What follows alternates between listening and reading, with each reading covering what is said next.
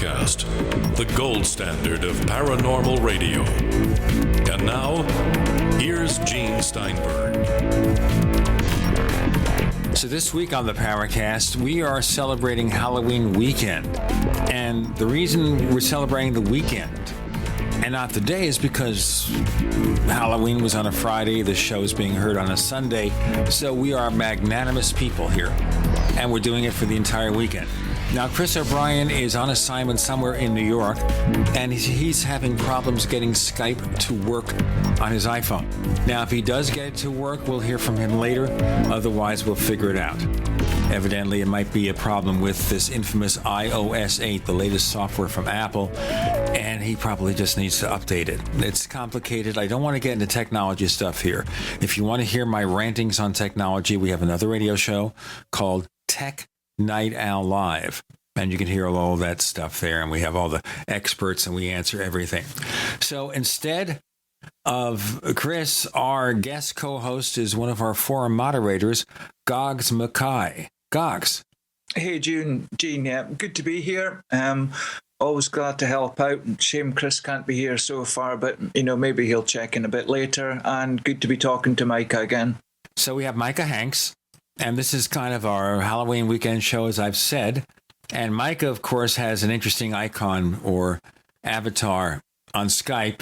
It's a green alien because he, of course, has this site called the Gralien Report. Micah, thank you for joining us, kind of at short notice here. And I assume you have great Halloween stories to present to us? I always have great stories, I hope, to be able to present for you guys here on the Paracast. Glad to be here, by the way, whether it's short notice or long term, just glad to be able to be in here joining you guys on this show. Well, I know lately you've been doing a lot of work to improve your website. It does seem to run might faster there. Does it not? I hope you don't mind me going ahead and just saying that, you've been instrumental in helping me to migrate. I'd had numerous site difficulties, which, funny enough, around the time of October, every year starts happening. But I've got a good feeling that next year it's not going to be the case because I've migrated the Gralien Report, my personal site, my Middle Theory website. They're all over on the Namecheap servers, very happily so. Proudly so, and thank you, Gene Steinberg, for all your help with that. That's been a really a much less stressful experience of migrating those sites than I thought it would be. And of course, your help's been instrumental in all that. So, good times. Thank you very much. I think the person who has to be thanked there is Namecheap's web hosting guru, a guy named Matt Russell from the UK, and he has things organized really well there. That's why we were able to get this thing done in record time. And the only thing I will say in criticism is watch out for web hosts that are owned by Endurance International Group. If you do the Wikipedia, you'll find they own like several dozen very famous brand names of web hosts. And unfortunately, what happens is they buy the brand, they move it to a new low-cost data center, and service goes down the tubes. And they're going to advertise with us. So I am very happy not to recommend them, but certainly happy to recommend our partner, Namecheap. Anyway, Halloween. Now, we so much, Micah, talk about UFOs on this show, and sometimes we're criticized for that. In fact, somebody just the other day said, why do you call it the Paracast? Because obviously it's a combination of paranormal and cast for broadcast when you're doing so many things about UFOs. But don't you think, Micah, that a lot of these crazy mysteries are quite often intertwined? Maybe they are, Gene. And I'll say in your defense in the past, as I have to say every time I come on this show, I don't want to make it sound like an infomercial. I'm being honest. I mean, the Paracast is one of the few shows that I listen to regularly. And the reason being is because I think it's very content rich and the guests are people who are knowledgeable. You guys do what a lot of shows don't do. You get a lot of skeptics on the program just as well. You've had Ben Radford, of course, Robert Schaefer, who I've been in contact with following his appearance here on the show. And so I think that's really conducive to actually getting people in the community, skeptics and believers alike, talking. And not many shows do that. And you've also had Lloyd Auerbach on the program in the past, who, of course, is very much the psychic researcher and, of course, paranormal investigator, and one who brings an academic background to it just as well, in addition to a love for chocolate. But I think that, a love for chocolate. Did you know that, did you know about this? Lloyd Auerbach wrote a book, I believe, called Haunted by Chocolate. In addition to everything that he does with regard to his interest in the unexplained, he also, I believe, does, or at least for a while, was doing chocolate taste testings and wrote this book about it. And so that's kind of something that he's taken interest in is, the culinary aspect of the haunted genre. Well, I was thinking when it comes to things like candy and such, the movie Ghostbusters, where they had this Stay Puft Marshmallow that was like 90 feet tall, walking around the streets of New York. And that's what I think about. I don't think about paranormal chocolate. But you see, all I know is Snickers and Hershey's and stuff like that. I know nothing about chocolate. Well, I'm not exactly an expert, although I do prefer, quality dark chocolate and every now and then the varieties that incorporate a little sea salt. If you live in a town like Asheville, like I do, there are both a lot of history of haunting as well as a very rich culinary environment. So I guess you get into a lot of that sort of stuff. Anyway, I digress. Yeah, I think that there are a lot of connections between these kinds of things. And if we had to connect chocolate to what we're talking about today, come on, Halloween candy, right? Okay, I'll buy that. But let's look at the ghost angle here. So as a practical matter, and this is the silliest question of all, can we connect ghosts to UFOs? I wrote an article in Fate magazine years ago that was called Ghostly Receptors, I believe. And I think that they've actually put it back up on their website now at fatemag.com. Again, I think with time, if you're a serious researcher, your attitudes and opinions change, as mine certainly have. And so I don't know that I would endorse all those theories. But what I wrote in that article a few years ago had been that we seem to observe, at least based on the anecdotal information pertaining to UFO eyewitness reports, certain phenomena, maybe we'd call them transient phenomena, I guess that could be compared and contrasted at times with what are reported traditionally in ghostly phenomena. Now, I can say that term more comfortably in relation to ghosts because, again, traditionally, there really is a tradition of ghosts. This is something that has almost been an archetypal element. The perception of a deceased individual appearing from what we would perceive as beyond the grave or the afterlife. Virtually all cultures account for this. It's in all world traditions, and it's something that's been with us for a long time. Now, people may assert the very same thing about UFOs, and even very respectable researchers, the likes of Jacques Vallée, have made the case that a lot of fairy folklore, a lot of religious themes from around the world, and religious writings do seem to describe things which, compared to today, are very reminiscent of UFOs. So you might make the same argument that there's a tradition of UFOs throughout human culture and history just as well. But I like to kind of break that apart a bit, because while we could certainly interpret it that way, I think Vallée and others who have made that very point would argue all the same that through the cultural lens that we have, the technological lens that we have available to us today, it's very easy to look back and perceive things relative to the innovations and technologies afforded us in this information age, whereas it may not indeed be an accurate interpretation of those things that may have existed in ancient times. So we definitely have a tradition of ghosts, I think, and that has remained consistent. We could interpret certain aspects of the ancient world as being ufological in nature. We don't really know that we can with 100% assert that that is the case. And what we know about all of this is really it all may be something entirely removed from what it appears to be. For one, can we say that a ghost is a spirit of a dead person any more than we can say a UFO is an actual alien spacecraft? All these phenomena may be something else. And again, to come back to Vallée, who's argued over the years that we may be dealing with some kind of a transdimensional intelligence or other kind of an intelligence that is seeking to actually orient itself in relation to humankind within the capacity of there being a control mechanism that actually affects us and perhaps even helps us adapt and evolve. For all we know, indeed, the kind of ghostly or apparitional forms that we see both in the world of hauntings and also in ufology could be very similar in the sense that they could be something that is rooted within the kind of interrelationship between space-time materiality and human consciousness. Okay, so we go back to the core question here.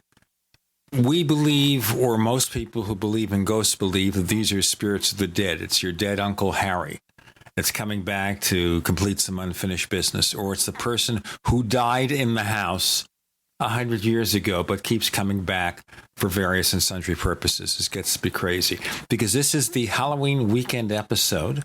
We have Goggs Mackay, our friendly forum moderator and a guest co-host this week, and Micah Hanks. You're in the Paracast.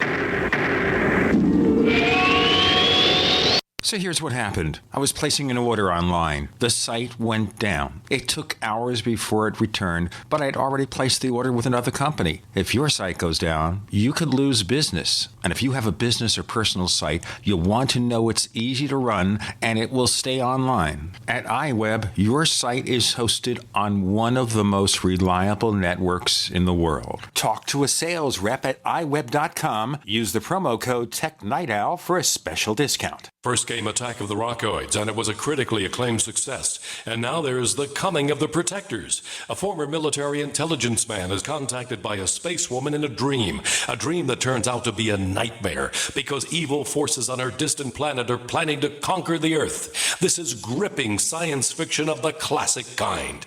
Attack of the Rockoids and The Coming of the Protectors. Find out more at rockoids.com. That's Rockoids, ROCKOIDS.com. Making the right decisions is a challenge to investors. Are we going to see economic growth, slide into a recession, or at worst, depression? Hi, Ted Anderson from Midas Resources. We all know when a company acts irresponsibly, divesting ourselves in a move towards safety is prudent. When the market becomes volatile, U.S. Treasuries are a safe haven. But what do you do when the U.S. government overextends itself and spends beyond its means? Many investors are turning toward gold as a common-sense alternative to traditional paper investments. Midas Resources has put together a powerful book titled 10 Reasons to Own Gold, discussing costs, benefits, risks, featuring full-color illustrations, weights, and measures. The book is free and can be yours by calling 800-686-2237. Paper investments are dwarfed by gold's 6,000-year history. Discover how gold may be right for you and your IRA by calling 800-686-2237. Whether buying or it's time for you to sell, the book is free. Call 800-686-2237. At 30dayfoodsupply.com, you can now purchase a one-of-a-kind product not available anywhere else. A meatless burger dry mix in 4 delicious flavors. With our new Oregon Trail Foods vegan burgers, all you do is add water and fry. They need no refrigeration. They're packaged in Mylar bags with an oxygen absorber for a long shelf life. They're non-GMO. They're gluten, soy, nut, and chemical-free, but they're loaded with flavor. And a good source of carbs and protein, yet low in sodium. Flavors include Italian, spicy Mexican, 6 vegetable, and black bean olive. Go to 30dayfoodsupply.com or call 541-229-0010 and order today. Eat them every day, take them camping, or save them for an emergency. Check them out at 30dayfoodsupply.com and click on the vegan burger icon. That's 30dayfoodsupply.com, where all of our products are produced in Oregon by Oregon Trail Foods. 30dayfoodsupply.com. On Facebook, on the news, and in conversations with friends, we're bombarded every day with advice on how to be healthier, from gluten-free and non-GMO diets to how much exercise and sleep the body needs. But how much have you heard about alkalizing the body? AlkaVision Plasma pH drops are a holistic and natural way to get your body's pH levels back in balance. Just a few drops in water will help your body rid itself of harmful waste. And even the healthiest of diets can be complemented with your daily use of AlkaVision Plasma pH drops. Who isn't looking for more vibrance, vigor, and energy? Now buy 2 bottles of AlkaVision Plasma pH drops and get $10 off your order. Visit alkavision.com or call 800-518-7615. AlkaVision Plasma pH drops are packed with a powerful combination of the most alkaline minerals and compounds. Open the door to greater health, vitality, and zest for life. Alkalize your body. Supercharge your health. Call 800-518-7615 or head to alkavision.com. We'd like to hear from you. If you have a comment or question about the Paracast, send it to news@theparacast.com. That's news@theparacast.com. And don't forget to visit our famous Paracast community forums at forum.theparacast.com. We're starting to build a collection of the Paracast stingers. Of course, Chris is the originator. Nick Redfern does a great one. Nick Redfern, of course, sounds like the Shadow doing the Paracast. We've had people like Richard Dolan doing it, Bryce Zabel. So Micah Hanks joins that exalted crew, and next time we'll give Goggs a chance in a typical way from the other side of the pond as they go. Okay, so we're talking here about the common image of ghosts being the spirits of the dead. And is that just a convenient thing, or are ghosts basically manifesting themselves in a way that is not what they really look like, but what we think they look like? Okay, yeah, I was going to say that just quickly coming back to the last question about is there any connection between ghosts and UFOs? Well, I do seem to be aware of a few cases of possibly alien abduction, and there seems to be additional high strange aspects going on with multiple paranormal events. Whether they're all connected or not, who really knows? But I suppose you have the idea of just even a nighttime visitation of anything. And we all know from the kind of sleep paralysis idea of the past of, the hag on the chest, but basically various kinds of devilish, ghoulish entities coming to people when they're kind of at their most vulnerable, in bed at night, half asleep, whatever. Some people think alien abduction is just an extension of this same idea, and it's not really ETs from, another planet. The more time passes that I'm interested in these kind of subjects, I'm definitely leaning towards the idea that there might be one or very few overall paranormal forces, if you like, that manifest in different ways. Because I find it harder to believe that there is aliens from another planet. There's other kinds of aliens. There's ghosts. There are demons. There are this, there are that. There are all the things going on in Skinwalker Ranch. There are hauntings. I find it hard to believe that there are so many completely distinct paranormal happenings. That's if they do exist. But from whatever the source, to me, it's amazing there's just such a huge variety of things going on. So just for my simple brain, it's easier to imagine that they're all coming from very few sources, but just manifest in different ways. I don't really have any proof of that, other than, to me, it's illogical to think that there are a million different things going on with a million different sources. So ghosts and UFOs, yes, to me there is a link, but it's not maybe a causal link, but there does seem to be, to me, there has to be something behind all these things, if true, and there has to be a link, at least if you go further back. Maybe not right at the forefront of, is there a link between ghosts and an alien or UFOs? But going back a few steps, I think there would have to be. And I think it was really cases like Skinwalker Ranch, and there are a few others, but where there seem to be multiple types of events going on. And I just can't believe that these places, these hotspots, portal areas, whatever you want to call them, I cannot believe that they're just Grand Central Station for completely distinct paranormal events. I really think there has to be something linking it all. Micah, you want to chime in? I'd love to, yeah. As a matter of fact, actually building off of what Goggs says, because I agree, for the most part with that. And good observations there, Goggs.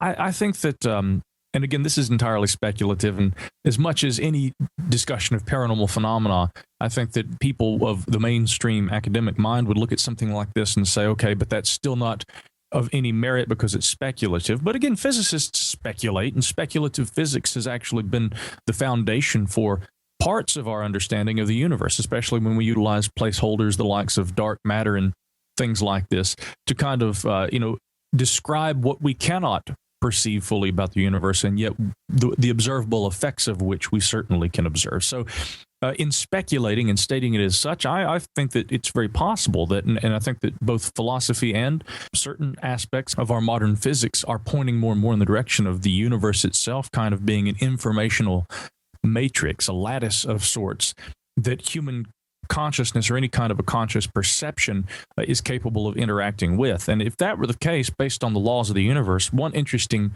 observation that we can make is that Stephen Hawking, love him or hate him, as he said in A Brief History of Time, he noted that, well, actually, he poses it first as a question. Why can we remember the past, but we don't remember what occurs in the future? And I've used this argument in relation to UFOs before, but really it works maybe even better with regard to the classical idea of a haunting. When we perceive a ghost, traditionally what is perceived is some aspect, what appears to be apparitional, that is apart from the physical body of an individual, i.e. they are deceased, that seems to linger into the present, and a person in the here and now can see an individual who may be long dead, but they appear before them in a sort of transient apparitional form. Now, Hawking had talked toward the end of his book about the arrow of time, specifically the thermodynamic arrow of time. And he believes that if indeed there was a big bang and the universe is outwardly expanding, ever outward, it is a response to this initial formation of the universe that occurred at the time of this big bang that physicists theorize about. That essentially we remember the past and not the future, because the way that our minds have evolved to be oriented in relation to space and time, we remember and we perceive space and time in the same way or direction thermodynamically, in which entropy increases. And so the argument that, and you can read more about that in his book, but the argument that Hawking would make is that literally thermodynamic laws allow for us, and in relation to the way that the brain works in relation to the force we recognize as entropy, we can literally remember the past, but we don't remember the future because of thermodynamic laws. Now, if that's the case, it might stand to reason that what people perceive as being apparitional forms, much like a memory of the past that one might have,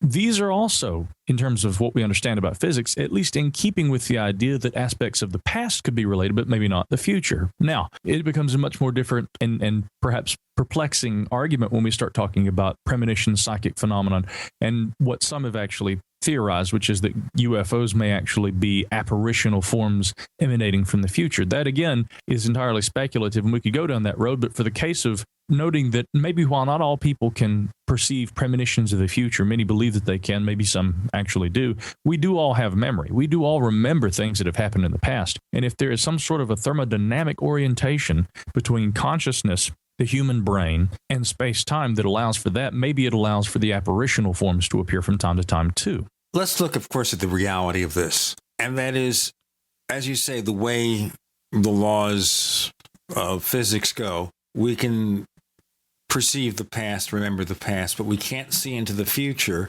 Of course, that has a lot of complications, and there are some people who claim to be able to see the future. Let's talk about that.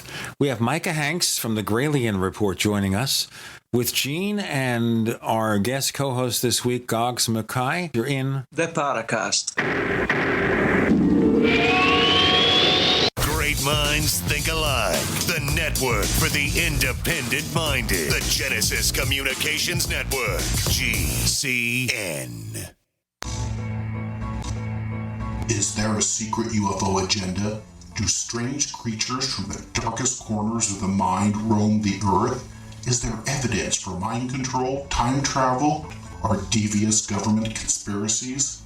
Find out the inside scoop on the latest conspiracies, paranormal activity, and Freudian phenomena when you subscribe to Tim Beckley's Conspiracy Journal. It's jam-packed with stories, special book and DVD promotions, and the best news, it's absolutely free, sent right to your mailbox. Plus, a bonus free email newsletter sent out every Friday. Simply send an email with your name and address to Mr. UFO at webtv.net. That's Mr. UFO at webtv.net. Find out what they don't want you to know.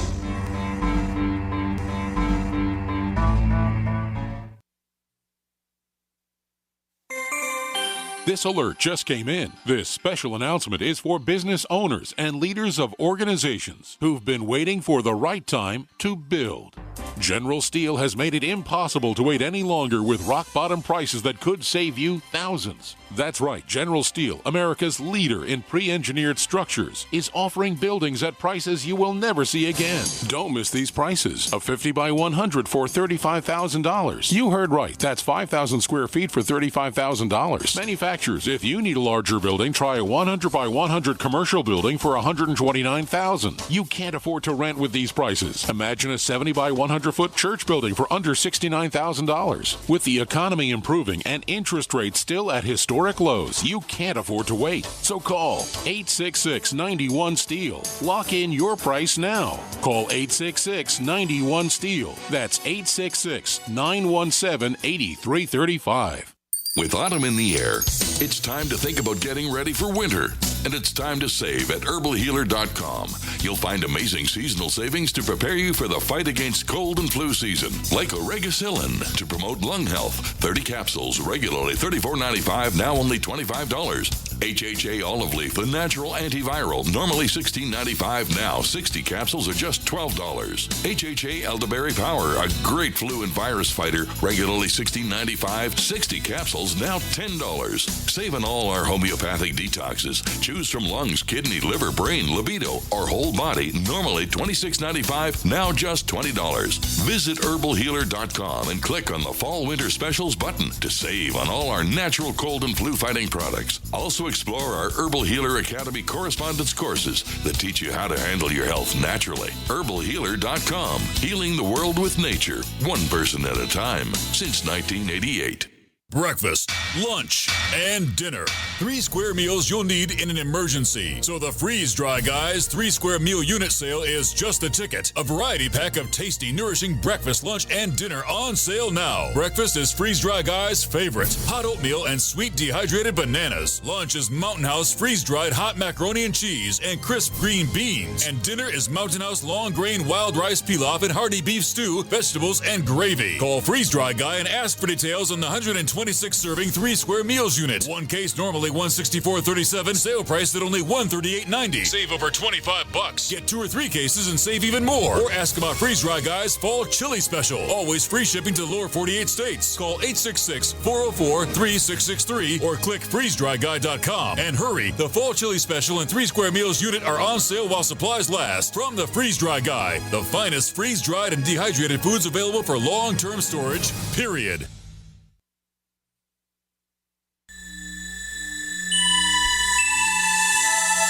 This is Jacques Vallée. You're listening to the Paracast, the gold standard of paranormal radio.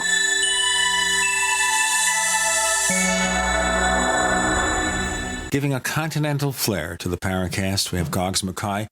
We're talking to Micah Hanks. Of course, Chris O'Brien's on special assignment in New York, and he's having all sorts of difficulty getting Skype to work on iPhone 5S. It's not downloading fully. And it's become very frustrating. If Chris can fix it, we'll talk to him later. Otherwise, we'll just continue as we go.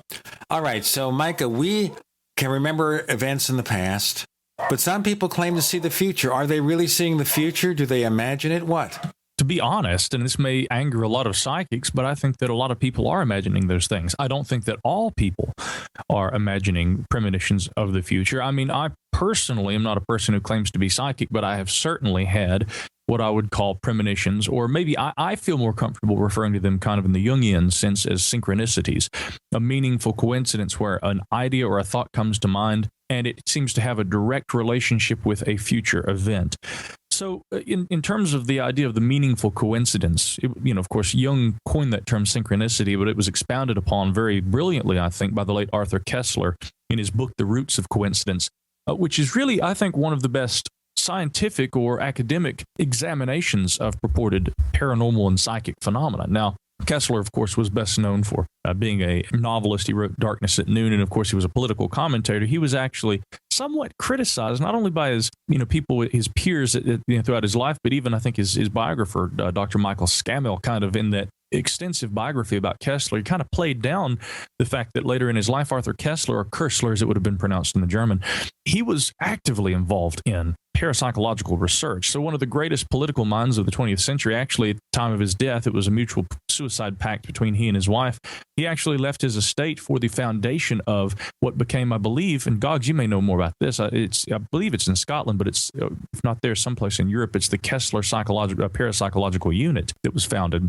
and actually is still maintained today, much like the Ryan Center here in North Carolina, where I live. And so it's very interesting that, yet again, when we examine Kessler's approach to studying the roots of coincidence, again, there seems to be a physical component that can be attributed to what some people, I do believe, Gene, actually experience as premonitions or meaningful coincidences that seem to orient themselves with the present day, right here in this moment mind, and future events. And I certainly don't rule out the possibility that some people experience that, and some people are quite good at it. In other words, they are what we would call psychics. But I think that the majority of people who claim to be probably are believing their own hype and buying into that a little too heavily. And I think that there are people who can do that, who have actually made successful careers out of believing their own hype, or at very least pulling the wool over the eyes of others.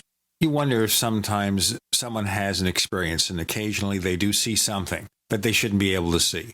But it's not something they can repeat. But when they realize they can get praise, attention, make money from it, they will mix the fake and the real. Yeah. Do we have there been any verified instances of psychic predictions that have come true, specific enough to get away from just being random? Because, in the last 20 years or so, I've read the odd piece that may state that, yes, this person claimed to have foresaw 9/11 or Kennedy being shot or John Lennon, whatever.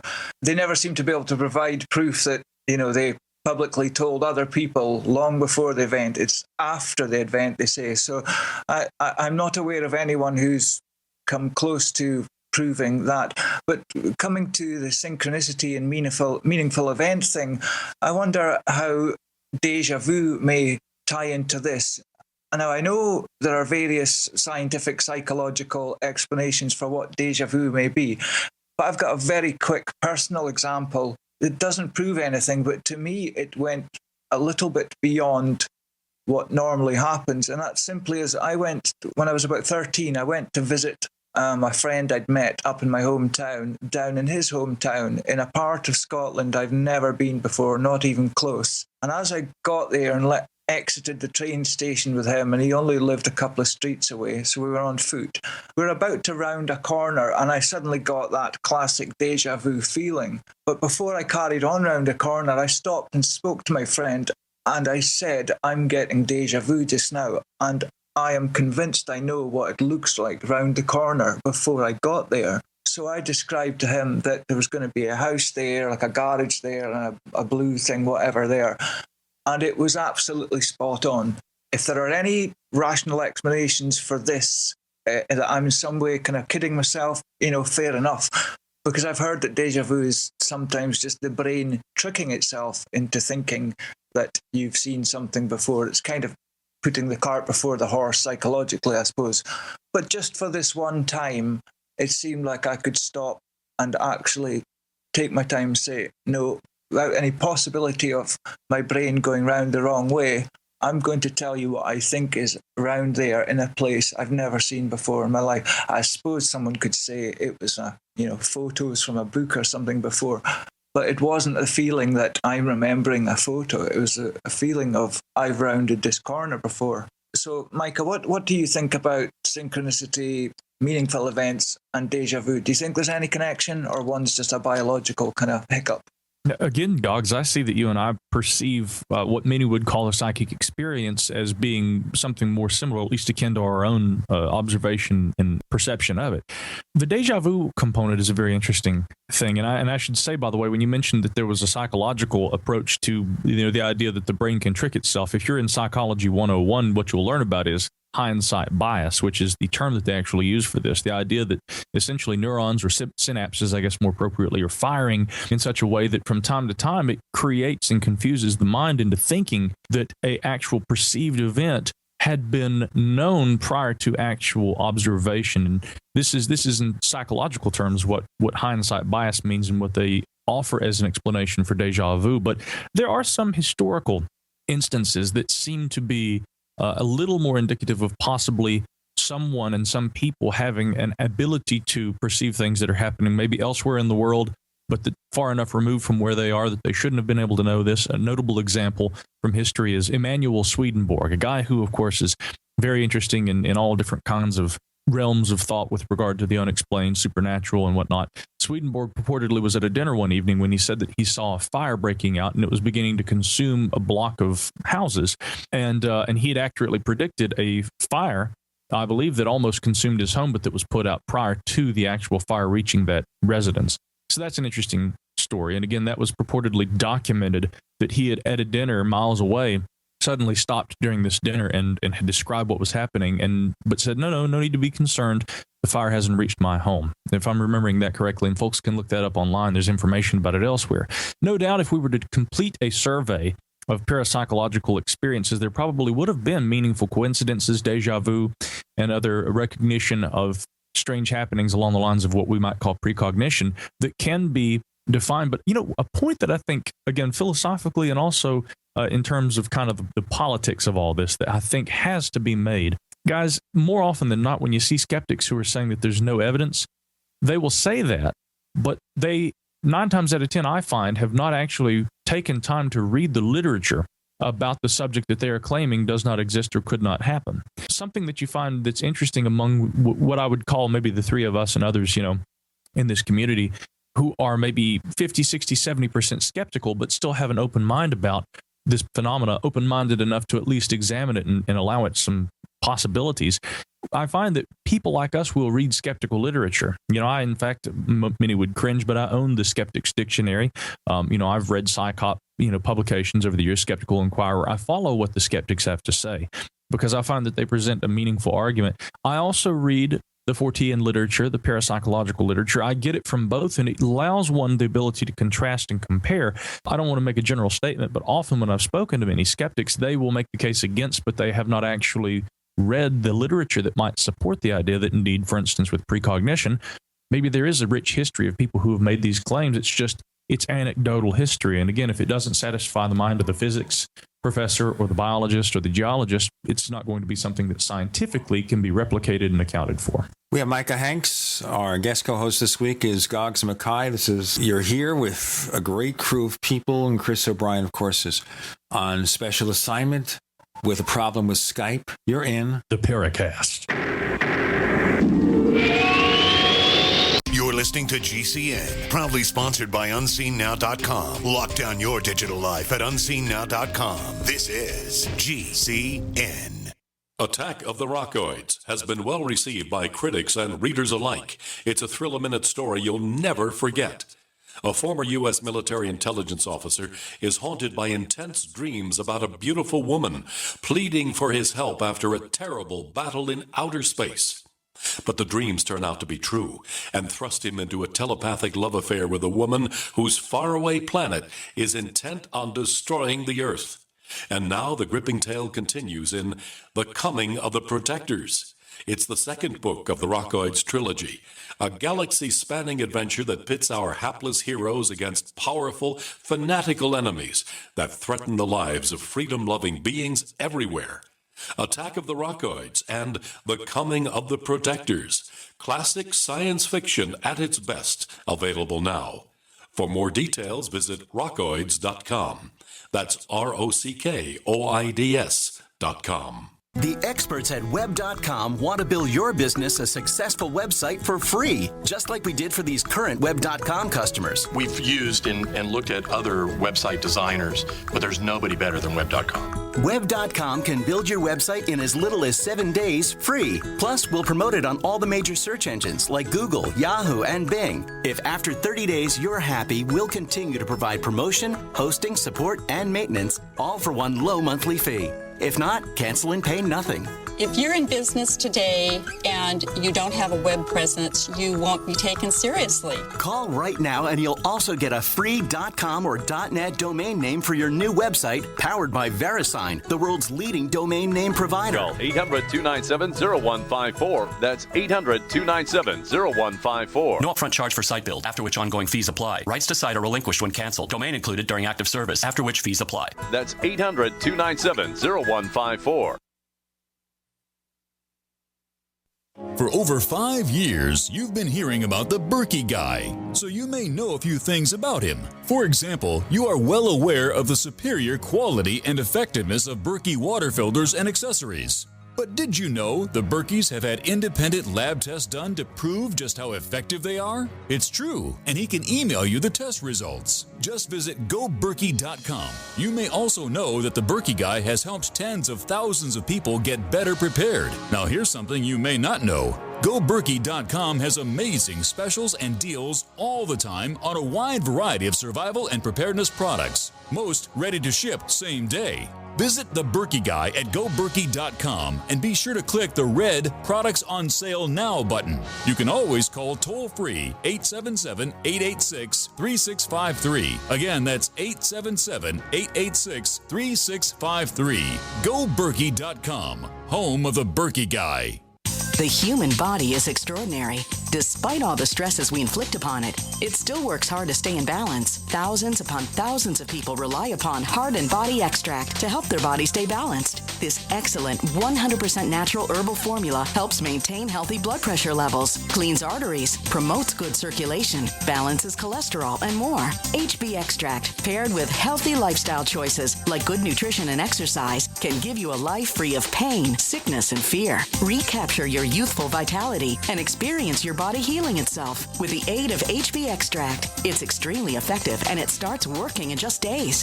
Visit hbextract.com to learn more and to read scores of testimonials from satisfied customers. And we've never increased our price in over 10 years. That makes Heart and Body Extract as great a value now as it was the first day we sold it. A healthy heart is a happy heart. Call 866-295-5305 or go to hbextract.com.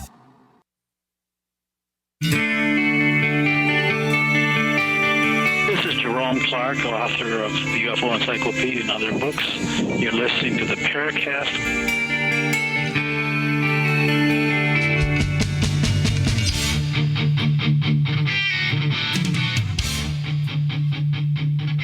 Chris O'Brien's on special assignment somewhere in New York and New Jersey, and a Skype that doesn't work. It's Microsoft's fault that it can't be here. It's not Apple's fault, it's Microsoft's fault. Every time things go wrong, they think it's really Apple, but it's not. We have Micah Hanks. We have our guest co-host, Goggs Mackay, one of the members of our forums at forum.theparacast.com. But right now we're talking about a variety of subjects, the paranormal merger of different phenomena and whether it all stems from the same source. Also talking about synchronicity. But the other thing, of course, is that when it comes to recognition of strange events, you'll find that people may be willing to accept the possibility of UFOs. But as soon as you get into anything that goes beyond that, ghosts, poltergeist phenomena, even Bigfoot, they can't accept it. Yeah, I understand. And I suppose for people who don't generally accept anything paranormal, but maybe leave a little bit open of themselves to the possibility to UFOs, I suppose you could explain that by, well, if UFOs are solid, nuts and bolts craft and they're coming from another planet, kind of there isn't actually anything paranormal there in that it can be explained if you know it to be the truth, kind of. But the other things in paranormal, ghosts, that's such a non-physical thing. I suppose some people would have some difficulty with that. But it's kind of funny that you get people who say they don't believe in ghosts, but they're maybe Christians. And I often say the Bible is one of the most paranormal books out there. One thing that's interesting, I suppose, about the whole subject is since the earliest writing ever, on clay tablets, whatever, cylinder seals, people have been talking about ghosts. So it's definitely not a new thing. And you've got to wonder that, before there was ever any influence of Hollywood, of literature, comics, whatever, that people were claiming to see spirits of dead people, or at least non-physical beings. And without any kind of cultural contamination, where does this come from? You've obviously got passed on from people, but initially, where did it come from? So I believe I've seen an apparition, and I saw it with one other person, but I'm completely open to the idea that I got it all wrong.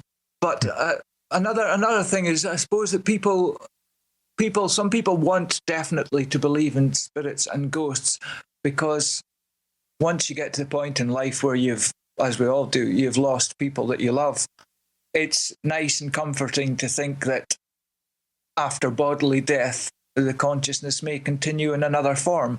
So sometimes I think, a bit like how religion can be a bit of a crutch for explaining and putting in a box all the questions about the universe, life after death, the meaning of life, all that kind of I suppose ghosts are a bit like a crutch like that as well, because if you allow yourself to believe in ghosts, then you're allowing yourself to believe that this lifetime and after death might not be everything. Goggs, I have to say I completely agree, by the way. The sad thing is that while you're absolutely right, many people look at that perception and they say, and see, this is why people believe in ghosts, because they don't even realize that they're doing it. They merely want to believe that there's an afterlife, and hence, although they're perceived as something culturally that's supposed to be frightening, in truth, ghosts are the greatest comfort for those of us who hope that there is life after death and that our loved ones are okay on the other side.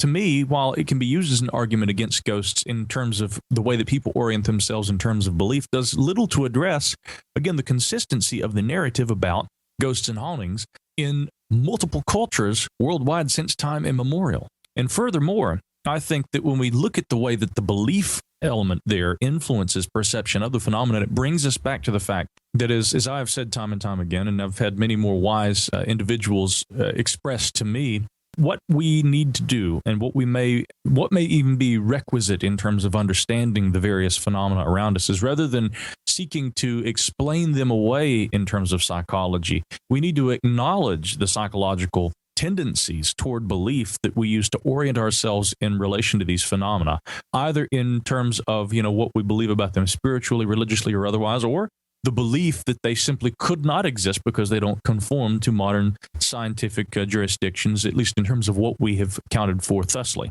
and thus far.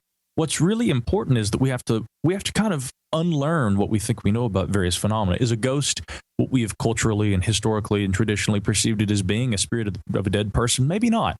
Is a UFO an alien spacecraft from another planet? Maybe not. And this is where it gets really interesting, is when you apply the same logic to what we might call, cryptozoological creatures and things. Bigfoot, I think, being the most popular example. People will often, I find, make the case that a creature like Bigfoot simply could not exist, whereas, again, we're talking about something that is so much like a human being, and yet human beings populate the entire planet. So really, what about a Bigfoot could not exist? What we cannot account for, and what I think presents the breakdown in the minds of many of the skeptical ilk, is that for a Bigfoot to exist, even though it is so much like us and we know that we exist, this creature could not possibly exist without being seen. And again, it's funny that people will say, how could this creature exist if nobody ever sees it? In fact, there are numerous, probably too many to count, anecdotal references to reports that occur every year in virtually every state in North America, or in the United States, and then of course, Canada and other parts of North America, but not just in North America, but literally all around the world.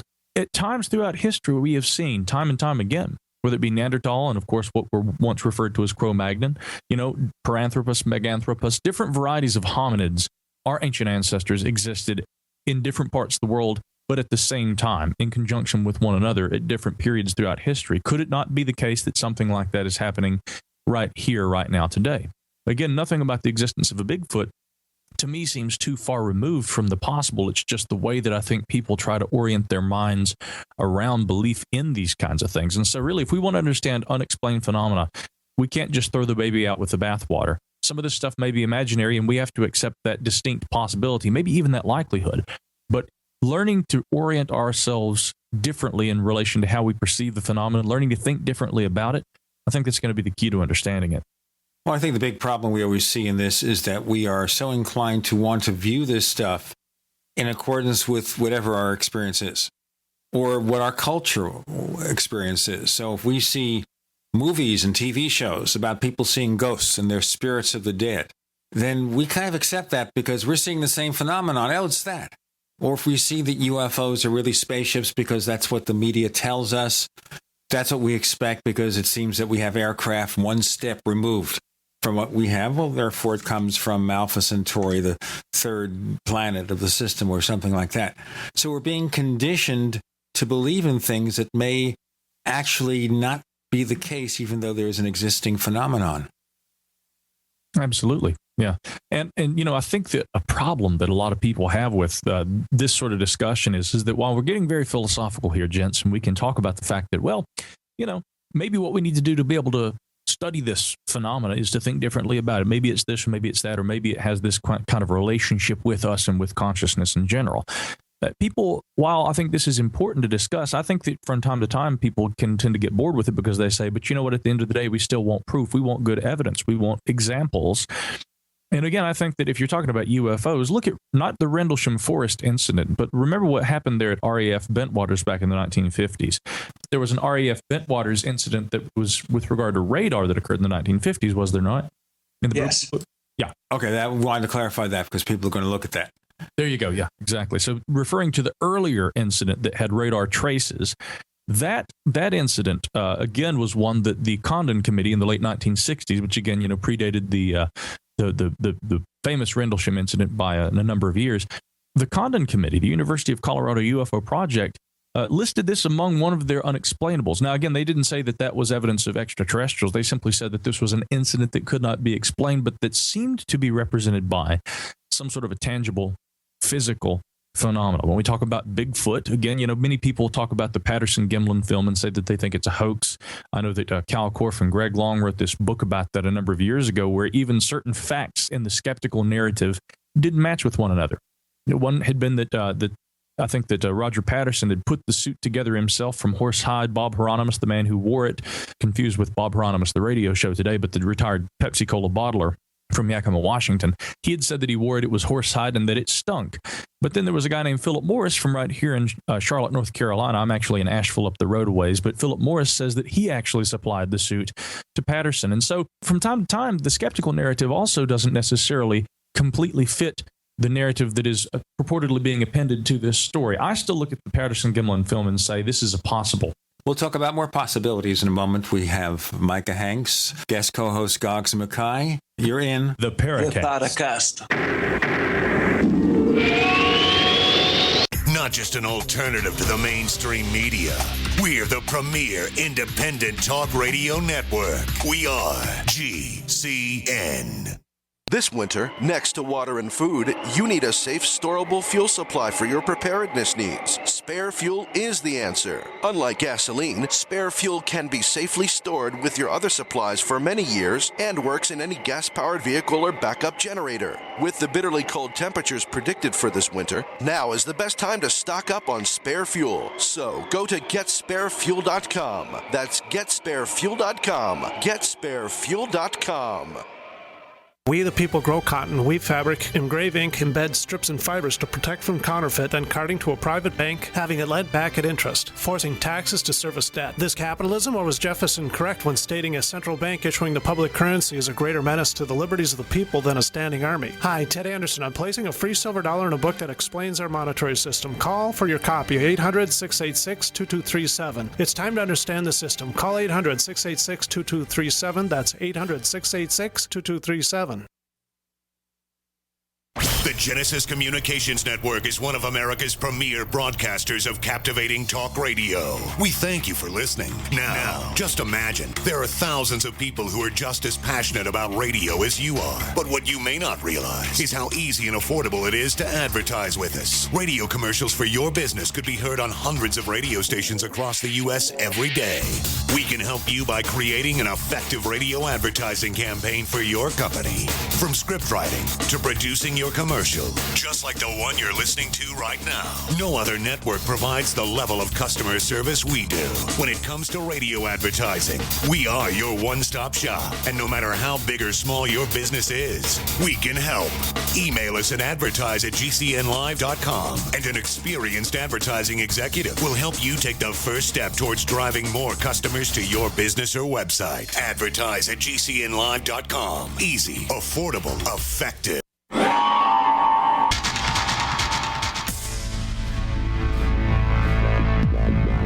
Welcome back to the Paracast, the gold standard of paranormal radio. And now, here's Gene Steinberg. think we missed it. Gentlemen, let me tell you something, Goggs Mackay and Micah Hanks. If the Beach Boys needed to replace somebody, they would not call you. No. They wouldn't call me either. Well, that means we have to start our own band. You know, Chris O'Brien's a great keyboard player. Yes, I know. So maybe that's it right there. Yeah, I play guitar. No, see, there you are. See, I sing, I play guitar. All these hidden talents. We're here talking about paranormal phenomena, about all the ramifications that go beyond the surface, which is where the Paracast likes to be. We don't just want to tell ghost stories, although we might have Micah give us a few ghost stories as we progress and get on to other subjects. Chris O'Brien's on special assignment somewhere in New York or New Jersey in a place where he can't get Skype to work. And that's Microsoft's plot to disable his iPhone because Microsoft doesn't like iPhones. There's a story. There's a conspiracy. Goggs, you had a point to make. Yeah, I just want to bring up a slight change in discussion. But yeah, my point was, since this is a Halloween weekend, my point being Halloween weekend, I just wanted to quickly bring up for thought. Recently, I've noticed that I think most people would agree that the paranormal in general seems to be getting a lot more TV airing, movies, books. There just seems to be a more interest, of course, the internet. And I believe personally that it's because of the internet that more people are into UFOs, into ghosts, into Bigfoot, whatever. But something that's quite interesting to me is that there seems to be, I think it's because of the whole internet thing, but I'm sure Micah has heard of memes like the Slender Man, things like that. But the whole subject of demons and demonology and demonic possession seems to have just exploded in the last few years.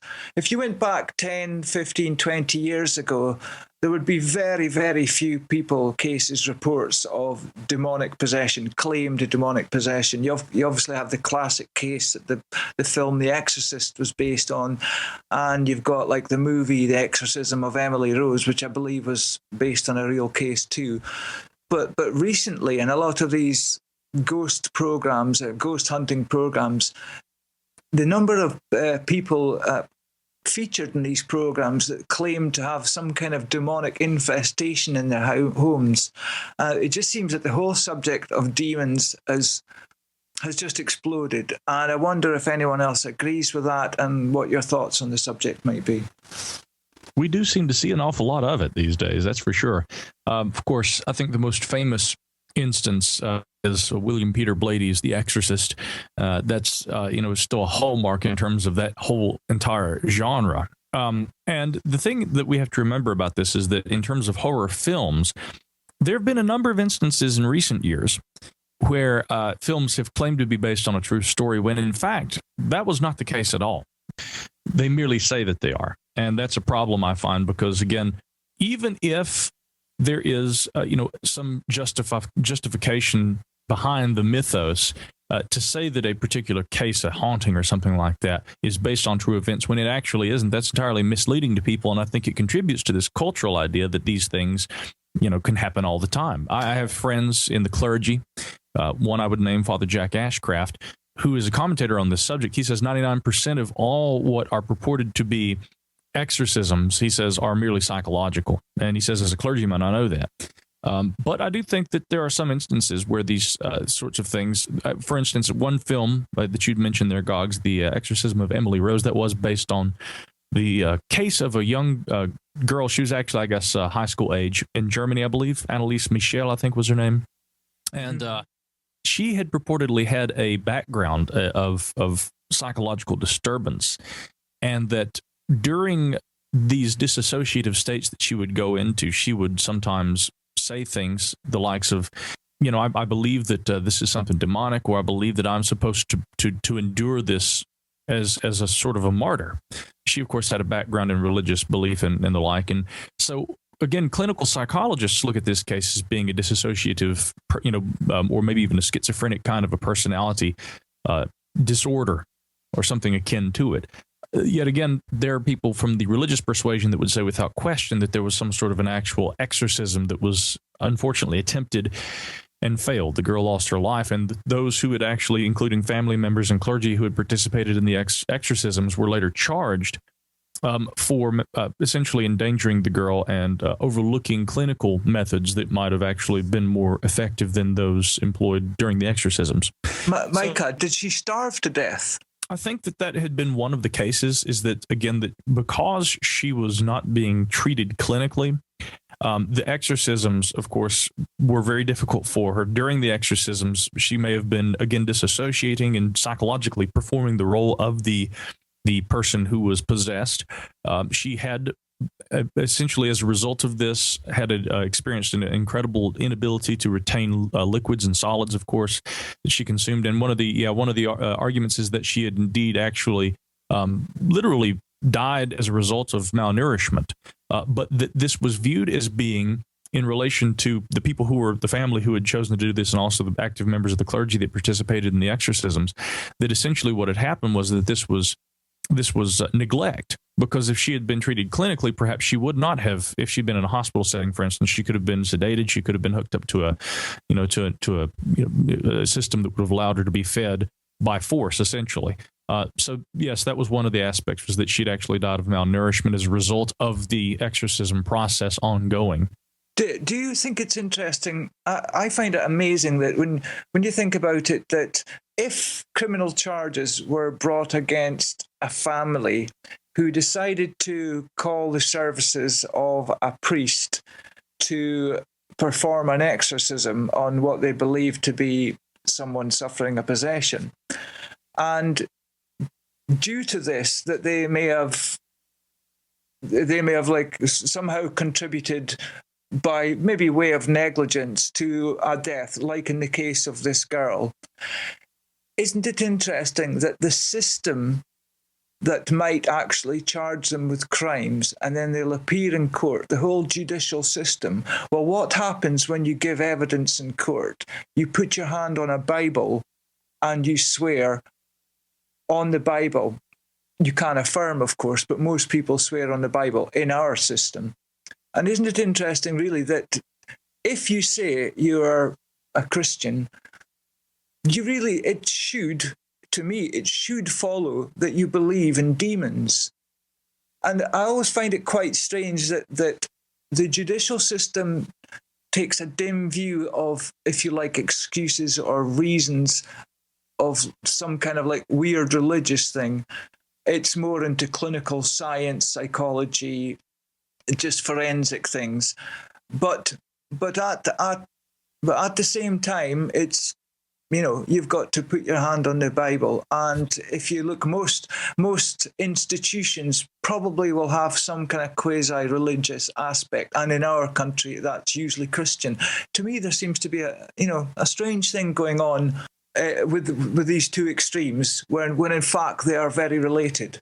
That's interesting, and you're absolutely right. I mean, I think it just kind of shows the totem that, especially, following the founding of the United States based on Christian principles and the like, it becomes a very interesting situation where we recognize, again, this isn't an attack on faith. My father's an Episcopal priest, but the Bible obviously serves as sort of a totem, a pillar for the idea of the upholding of right principles and justice that we still use in a courtroom. And sadly, maybe the court officials are overlooking that, but by the same token, one could argue that maybe there's no place for religion, whether it be in terms of a totem or in terms of actual ideological belief in the courtroom. It is an interesting divide there that you outlined, Goggs. Now, you must have some fascinating conversations, Micah, with your father. Let's do a break. Micah Hanks, Goggs Mackay, Chris O'Brien's on special assignment trying to get his iPhone to work with Skype. Meanwhile, we've got a free copy of Chris's book, Secrets of the Mysterious Valley, to send to you. Just sign up for our weekly newsletter. Go to theparacast.com. Once again, theparacast.com. Sign up for our free newsletter, and we'll send you a copy of Chris's book. You're in the Paracast. First came Attack of the Rockoids, and it was a critically acclaimed success. And now there's The Coming of the Protectors. A former military intelligence man is contacted by a space woman in a dream that turns out to be a nightmare because evil forces on our distant planet are planning to conquer the Earth. This is gripping science fiction of the classic kind. Attack of the Rockoids and The Coming of the Protectors. Find out more at rockoids.com. That's Rockoids, ROCKOIDS.com.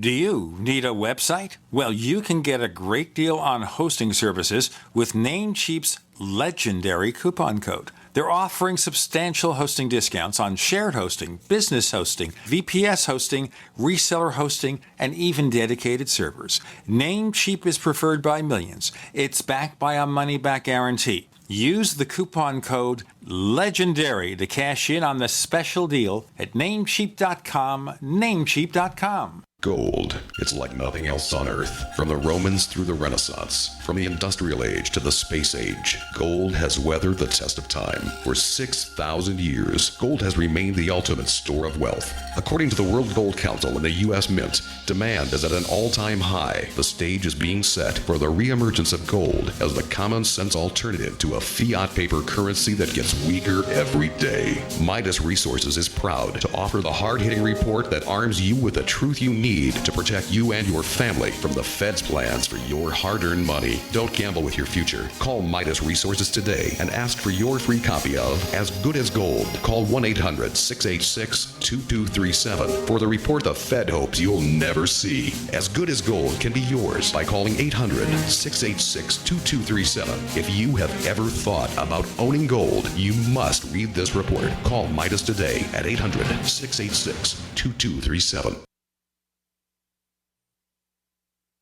We all know that Berkey Water Purification Systems are the most trusted name in water filtration. As an authorized Berkey dealer for over 6 years and serving thousands of satisfied customers, the Berkey Guy offers amazing specials for Berkey Water Filtration Systems. The Berkey Light Systems include a set of self-sterilizing and recleanable black purification elements that purify water by removing chlorine, pathogenic bacteria, cysts, and parasites to non-detectable levels and remove harmful chemicals such as herbicides and pesticides. Order the Berkey Light System today, complete with 2 black Berkey elements for only $231, and the Berkey Guy will ship your order free of charge. With the purchase of a Berkey Light, the Berkey Guy is also offering a set of fluoride and arsenic filters for only $39.99. That's over 30% off the retail price. Call the Berkey Guy at 1-877-886-3653. That's 1-877-886-3653. Or order online at goberkey.com. That's goberkey.com today.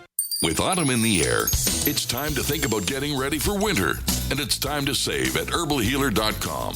You'll find amazing seasonal savings to prepare you for the fight against cold and flu season. Like Oregacillin to promote lung health. 30 capsules, regularly $34.95, now only $25. HHA olive leaf, the natural antiviral, normally $16.95, now 60 capsules are just $12. HHA elderberry power, a great flu and virus fighter, regularly $16.95, 60 capsules now $10. Save on all our homeopathic detoxes. Choose from lungs, kidney, liver, brain, libido, or whole body, normally $26.95, now just $20. Visit herbalhealer.com and click on the Fall Winter Specials button to save on all our natural cold and flu fighting products. Also explore our Herbal Healer Academy correspondence courses that teach you how to handle your health naturally. herbalhealer.com, healing the world with nature, one person at a time, since 1988.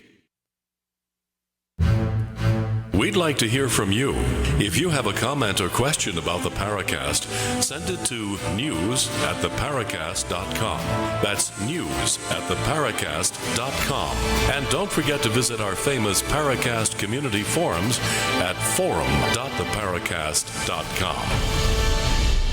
On the Paracast, we have Micah Hanks. Our guest co-host is Goggs Mackay, whom you can also meet in our forums. Now, when we talk about movies, TV shows supposedly based on fact, you also have TV shows ripped from the headlines. And what they're basically doing there, unless it's a real documentary, and even then you wonder, what they're basically doing, guys, is that they take the basic concept of what happened and they build a story around it.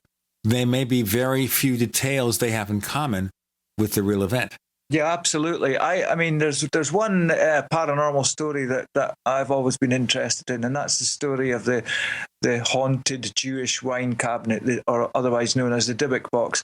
And a movie was licensed on that story, but there really was very few similarities between the story on the movie and the actual story. I quite often, as I'm sure you'll both agree, quite often the original story, the reality, is far more interesting. And I just don't always agree with Hollywood.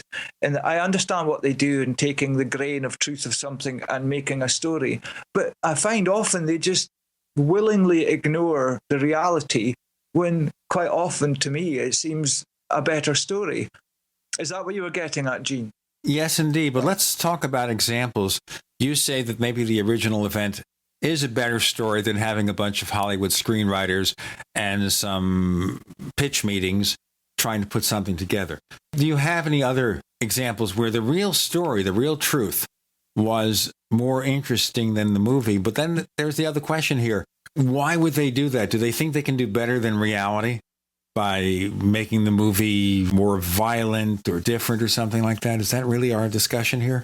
Yeah, I was just quickly going to say, quite often they will buy the rights, say, to a book, and it's then up to them. They could absolutely go word for word with the book story-wise, or they can just take aspects they like and build upon it. And I'm not saying for a second that they're always wrong to Hollywoodize it, if you like. I'm sure many pretty, so-so stories have been made into blockbusters that are really enjoyable.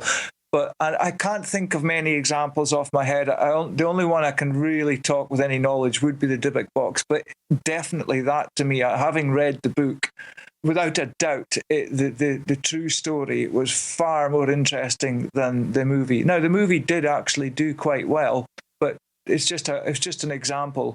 Micah? The one that immediately comes to mind for me is Fire in the Sky. Yes, yeah. Of course, that supposedly documented the real life experiences of Travis Walton. Anyone with a peripheral interest in ufology, if they were to sit down and watch that film and take that as being what this field of study is about, and sadly, I think a lot of people actually do. Again, it seems like a terribly horrific play of events that we see in that film. But what we have to remember is that, again, while it may be very loosely based on a supposed actual occurrence, and I do think that something happened to Travis Walton. I've met him, had dinner with him, and I don't perceive him as being somebody who's making that up. Again, initially the screenplay that was written was based more along the lines of the book that Travis wrote, and the producers didn't like it. They didn't think that it was scary enough, and it was rewritten the way that it actually appears on film. Because what is it? It was a film that was supposed to pander essentially to the horror genre, and Travis himself points this out. Yet again, what he actually described was, rather than being an alien, more like a rescue mission, in the sense that he thinks that he was injured, very briefly. I mean, what was written in that book by Travis Walton? I'm going to say there's more to the story because we had Tracy Torme, who was one of the producers of the film, on the Paracast. And he said part of the problem is the plot line in the book, what actually apparently or evidently happened, resembled some other movie. And so they didn't want to duplicate what was in the other movie. So the screenwriters said, we've got to change it. And certainly they may make it more sensational, more lurid. But the core reason was because they had to make it different. I see. That's interesting, though, because that doesn't necessarily reflect well on the story, though. Again, I understand for purposes of Hollywood changing that narrative. And for all we know, Goggs, this may be very similar with regard to the case of the Dybbuk box or whatever. They may change aspects because so many motifs are done and redone and overdone, to the point of being beyond well done, maybe cooked to a crisp in the Hollywood, film industry. But that doesn't do much credence to the stories that are actually supposedly based on reality. And again, you read Fire in the Sky, and you see what Travis Walton described, again, sometimes referred to as being more a rescue mission than an actual abduction, because he believed he'd been possibly injured as a result of this craft taking off and maybe this kind of the spark arcing down, as he's described. And he woke up with some sort of a device on his chest on board this craft. There are aspects of that story to me, and again, to kind of mirror what Goggs had said, that were far more interesting in the narrative that Travis gave rather than the film. And so, while I could understand the necessity for a Hollywood film changing the story, to reflect something that was not overtly similar to a previous film, it's not doing much justice to the actual case study, the story. And this is what must be pointed out, is that people in this genre, especially who are critical of it, don't watch the films that are supposedly based on reality and presume that this is the actual essence of the story or the investigation thereafter, because often that's not the case. Remember, at the end of the day, this is meant to be drama. It's science fiction. It's meant to be something that they could derive a profit from, and they'll make the changes as appropriate. When they buy the book, they say, we have the right to do whatever we want. We're not presenting a documentary. We're not presenting a docudrama, dramatizing some kind of real event. We're presenting a science fiction movie. It's a science fiction movie, and therefore we'll do whatever is necessary to make that movie sell. Now, in the end of the day, the thing, I don't even think, barely recovered its production costs. It was, at best, a very mediocre success, or maybe it lost some money. It wasn't a big thing. So with all that they did to improve, in quotes, the plot lines, it didn't work so well. That's interesting, because in the case of the Dybbuk box, they totally changed it. They just kept the basic core idea of an actual kind of haunted box that housed this certain spirit called a Dybbuk. What they did ended up being extremely successful. It well surpassed their expectations, more than recouped money, so much so that I'm pretty sure a sequel is in the offing. They were talking about it almost within the first 2 weeks. About making a sequel. I did it. I enjoyed the film. I just happened to think that the original idea would have been an even, more interesting film. But I'm not in Hollywood, and who am I to kind of argue against people who are paid to do this? And in the case of the Dybbuk box, it paid off, so I'm not arguing against it. But they certainly were proved correct in what they did. They made a much more kind of mainstream idea. But in terms of what Hollywood does, and that's make films that make money, it did that very well. Well, that's what show business is all about. So if Fire in the Sky succeeded, would you then have Fire in the Ocean as a sequel film? I kind of wonder. Fire in the Ocean, then Fire in the Atmosphere, Fire on Mars, Fire on Venus. Fire. If it doesn't work, you get fired. We're talking shop. We're talking about the paranormal. This is our Halloween weekend version of the show with Micah Hanks. Our guest co-host is Goggs Mackay. You're in the Paracast. UnseenNow.com, proud sponsor of GCN. Unseen Now's unparalleled encryption tools keep your communications secure. GCN. Graphic Converter is the image manipulation tool for the rest of us. It does not use any database. You get full control of all your files. Want to view the images of a folder? Drag it into Graphic Converter, and a powerful browser opens up to show your image files. You could use it for slideshows. You could use it to import images from digital cameras or from scanners. Need to do some image editing? You can do that too in Graphic Converter. Also print catalogs. Convert from so many formats I can't even list them. Download now to see if Graphic Converter is good for you, like 1.5 million other users. Guess what? You could save money when you buy Graphic Converter. Use the coupon code NIGHTOWL. Use the coupon code NIGHTOWL to get a special price for Graphic Converter. Go to lemkesoft.com. That's LEMKE soft.com. lemkesoft.com. LEMKE soft.com.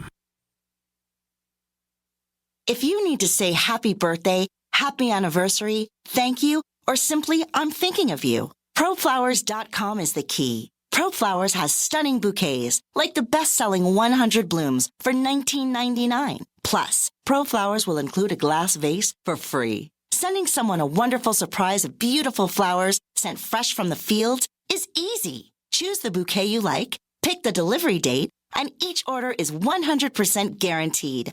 Plus, all bouquets from ProFlowers are guaranteed to last at least 7 full days. Beautiful, fragrant flowers, picked fresh and sent to your loved one for lasting enjoyment. To get this incredible savings and send someone 100 gorgeous blooms with a free vase for $19.99, go to ProFlowers.com, click the blue microphone in the top right corner, and enter code PLOW. That's proflowers.com. Click the mic and enter code PLOW.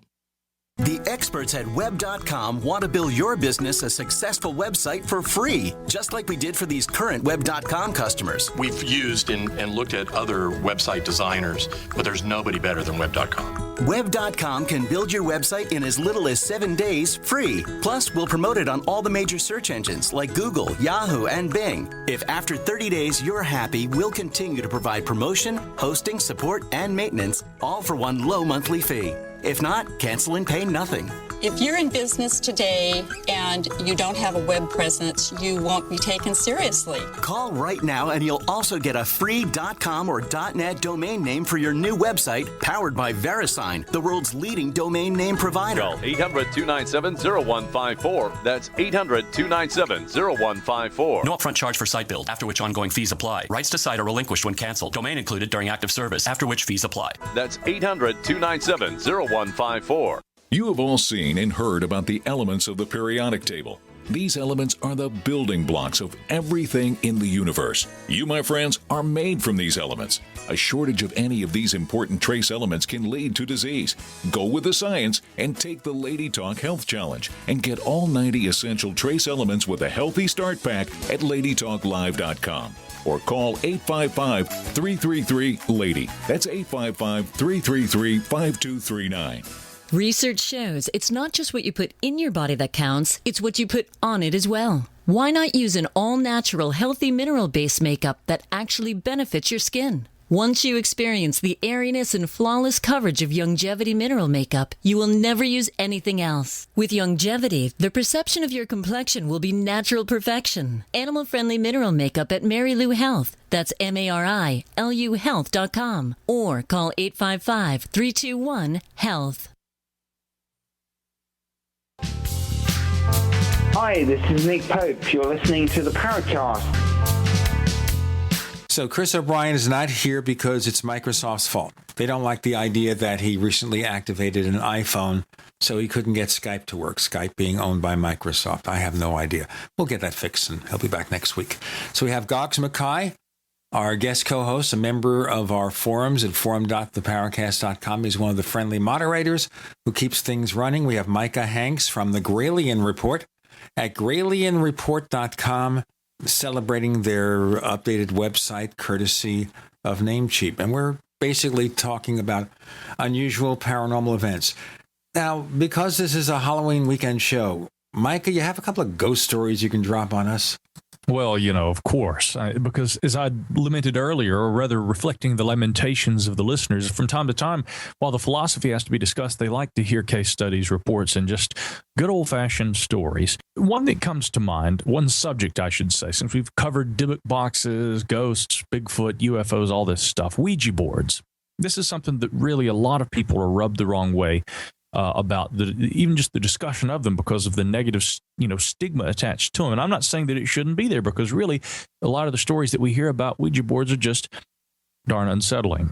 One that was told to me years ago by a friend involved he and his girlfriend at the time, and they decided that for, kicks and giggles one Friday night, instead of going to the movies or going out, they would stay at home and they'd play with a Ouija board. And so he had said that as they began their task of asking questions and seeing if the planchette, which is the pointing device, would move, he said that initially that there wasn't much activity, and then all of a sudden it sort of sprung to life. They kind of got into a rhythm with it and everything and began receiving what they perceived as being messages. So they asked, well, who is this, or who are you?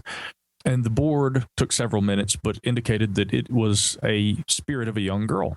He asked, why are you the spirit of a young girl? The story goes that through these accumulated responses, and again, for people who've never used a Ouija board, of course, there are a series of numbers and letters and things. It's pretty popular, but if you don't know, you can look it up online and see how these things actually work. And so it may take a little time, aside from simple yes and no responses, which are oriented on either side of the board so that simple responses can be given. But information imparted throughout this exchange indicated that this young girl had died maybe of tuberculosis, and she had lived sometime in the 1860s or 70s. He asked, where are you? And it spells H-E-L. Now he thinks, now if a young girl had died, why in the world would this little girl be in hell, as she said? And so my friend wonders, well, if this little girl had passed away, why would she be in hell? And keep in mind, again, that this is not something I read in a book. This is something that a friend actually told to me. So he asks her at this point, if you died from tuberculosis as a little girl, why are you in hell? At this point, he began to question whether it was indeed a little girl. And so the way that they had begun asking questions, they were kind of getting oriented with the board, and it took them a few minutes. But once they kind of got into the rhythm of things, the planchette, the little pointing device on the Ouija board, and if you don't know how these work, you can look online and read about them, but most people do. And the planchette began to move pretty quickly, and the information that was imparted to them, according to my friend, she had contracted tuberculosis. And so the story goes that this little girl's reason for wanting to communicate with them had been that she said, when you two, the happy young couple, have your firstborn, I want to be reincarnated into your child. Well, that weirded him out a little bit. And so as they're talking to this girl, he asks again, no, where are you? Well, the spirit in the afterlife, he wants to know where the spirit is. And she spells out H-E-L and rests the planchette on L. Hell? So, of course, naturally, he asks, well, why would you be in hell? And the response that is uttered at this time by this, or rather not uttered, I should say, but spelled out via the planchette using the Ouija board is, it goes over to I, rests for a moment. The planchette then slowly moves back over to K, then to I again, and then rests on L. I kill. He's thinking something's not right about this. What are you? He asks, supposedly of a little girl ghost, and it starts spelling D. Planchette moves to E, to M, to O. He perceives that the word demon, of course, is being spelled out, and so he grabs the planchette, and he and his girlfriend go over to goodbye. They leave, they box it up, and they say, and ever since, we have never again played with a Ouija board. And that's the story. So who knows, But I have heard numerous stories like that where people have claimed that they've had things like this happen. And one more, just to kind of encapsulate it all, a young boy contacted me from Australia, said he bought a vintage Ouija board in a pawn shop or an antique shop, and that he said, my grandfather came through the Ouija board. He's recently deceased. I said, well, what did he tell you? The boy's name is Artemis, and he said, my grandfather said, don't play with Ouija boards. If that doesn't say it, I don't know what would. Now, I don't want to say if this means anything, but I had one or two unusual experiences with the Ouija board when I was a teenager. I had a friend in Brooklyn, New York, Ken Albert, that currently lives in Atlanta, a really nice guy. And his mom decided to play with us with the Ouija board. And we started getting responses. But I think at the end of the day, we felt that she was basically pretending to receive those responses and was moving the planchette back and forth. That's about as good or as bad as it gets, at least for me, and Ouija boards. Isn't it interesting about the Ouija boards that I'm pretty sure it's been mentioned on the show before, but many people are not aware that the original Ouija board was, I think it was a Parker Brothers board game. So either in the late 1800s or early 20th century, basically it was what you could buy in a toy shop. Now, those that use the boards, I suppose that they would argue that it's, the board's origins are irrelevant as to what it can accomplish, because you could just as easily draw on a piece of paper all the letters and put a sheet of glass over that. So the fact it was a board game initially shouldn't prevent, if you like, it working, if you believe this kind of thing. But it's interesting that the story, the personal story Micah was just relating there, that initially a couple using the Ouija board think they're talking to a little girl, but the answers that are coming are pretty sinister and demonic, and they're starting to question, well, is this something else masquerading as a little girl? Which goes back to what I was saying earlier on about this whole thing about demons, demonology, demonic possession. In addition to all that, there's a huge explosion in the use of Ouija boards recently, probably partly due to movies such as, what's that latest well-known one, the horror series. It's on about 5 now. The first one, anyway. Paranormal Activity, I believe. Yes, Goggs? Yes, well done. Paranormal activity, probably due to movies like that and, things on the internet. But a lot of people are talking. If you were to do Google searches on Ouija boards and, demonic impersonation and stuff, there is an awful lot of this stuff going on there. And it's interesting that Micah just gave an example. What some paranormal investigators think's going on is you're contacting actually some kind of evil entity, possibly a demon, and they quite often masquerade as a family member or an innocent child, which draws you in, and then you kind of open some kind of doorway for them to enter your life and really start annoying you. I don't know if I really believe this stuff, but if I do believe it at all, I do believe that probably the Ouija boards themselves are not instrumental in making this stuff happen. I believe it's probably more important that you're just simply making your decision to open yourself up to that side of life. And if it really does exist, it's almost like an open invitation to good or bad forces coming into your life, because you've made that first step. We've said on the show quite a few times, in the paranormal field, as you kind of dip your toe in the water and go into it more, it kind of tends to come back and push back at you with equal force. Classic Newtonian equation. A lot of people, once they became interested in the paranormal, then they maybe started to notice paranormal events around them that they hadn't noticed before. Let's do the break here. Sounds like the reflective aspect of the paranormal. Goggs Mackay, our guest co-host, with Micah Hanks. You're in the Paracast. GCN, proudly sponsored by UnseenNow.com. Find out how to stop Big Brother in his tracks at UnseenNow.com. This is GCN. So here's what happened. I was placing an order online. The site went down. It took hours before it returned, but I'd already placed the order with another company. If your site goes down, you could lose business. And if you have a business or personal site, you'll want to know it's easy to run and it will stay online. At iWeb, your site is hosted on one of the most reliable networks in the world. Talk to a sales rep at iWeb.com. Use the promo code TechNightOwl for a special discount. First came Attack of the Rockoids, and it was a critically acclaimed success. And now there's The Coming of the Protectors. A former military intelligence man is contacted by a space woman in a dream that turns out to be a nightmare because evil forces on her distant planet are planning to conquer the Earth. This is gripping science fiction of the classic kind. Attack of the Rockoids and The Coming of the Protectors. Find out more at rockoids.com. That's Rockoids, ROCKOIDS.com.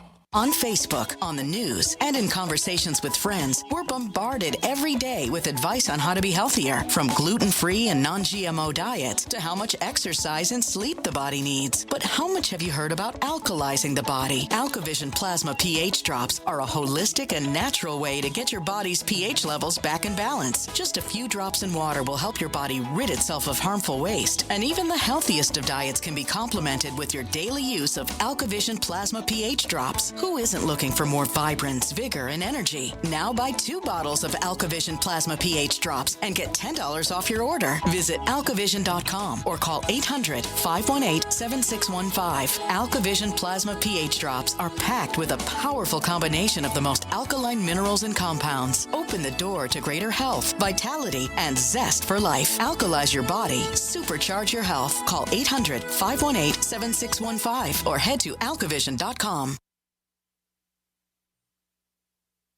What good is a Big Berkey water filter? We get that question a lot here at BigBerkeyWaterFilters.com. And in a word, the answer is protection. Protection from water main breaks, E. coli contamination, environmental chemical spills, pesticide runoff, chlorine taste and smell, and all forms of fluoride. Plus, Big Berkey water filters are the original gravity water filter system and most trusted on the market for a reason.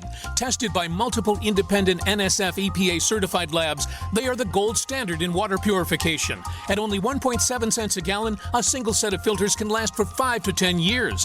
That means big savings. Big Berkey, the one that's powerful enough to purify stagnant pond water. Get a Big Berkey today at BigBerkeyWaterFilters.com. GCN listeners receive 5% off all ceramic filter systems. Visit our website or call 1-877-99-BERKEY. That's 877-99-BERKEY. Big Berkey Water Filters, for the love of clean water.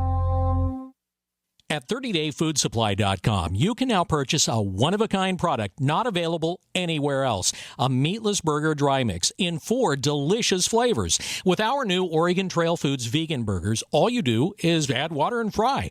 They need no refrigeration. They're packaged in Mylar bags with an oxygen absorber for a long shelf life. They're non-GMO. They're gluten, soy, nut, and chemical-free, but they're loaded with flavor. And a good source of carbs and protein, yet low in sodium. Flavors include Italian, spicy Mexican, 6 vegetable, and black bean olive.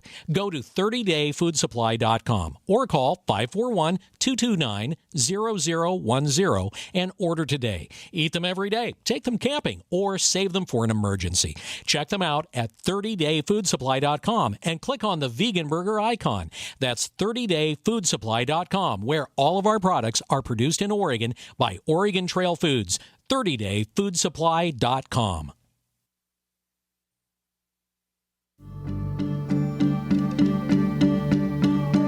Hi, this is nuclear physicist lecturer Stanton Friedman. You are listening to the Paracast, the gold standard of paranormal radio. This has been a really quick-running episode. Micah Hanks of the Gralien Report and Goggs Mackay, student of the paranormal, member of our forums at forum.theparacast.com. Goggs, while we're talking with this segment, maybe look at the questions in our forums and see if there's anything you can ask that might be relevant.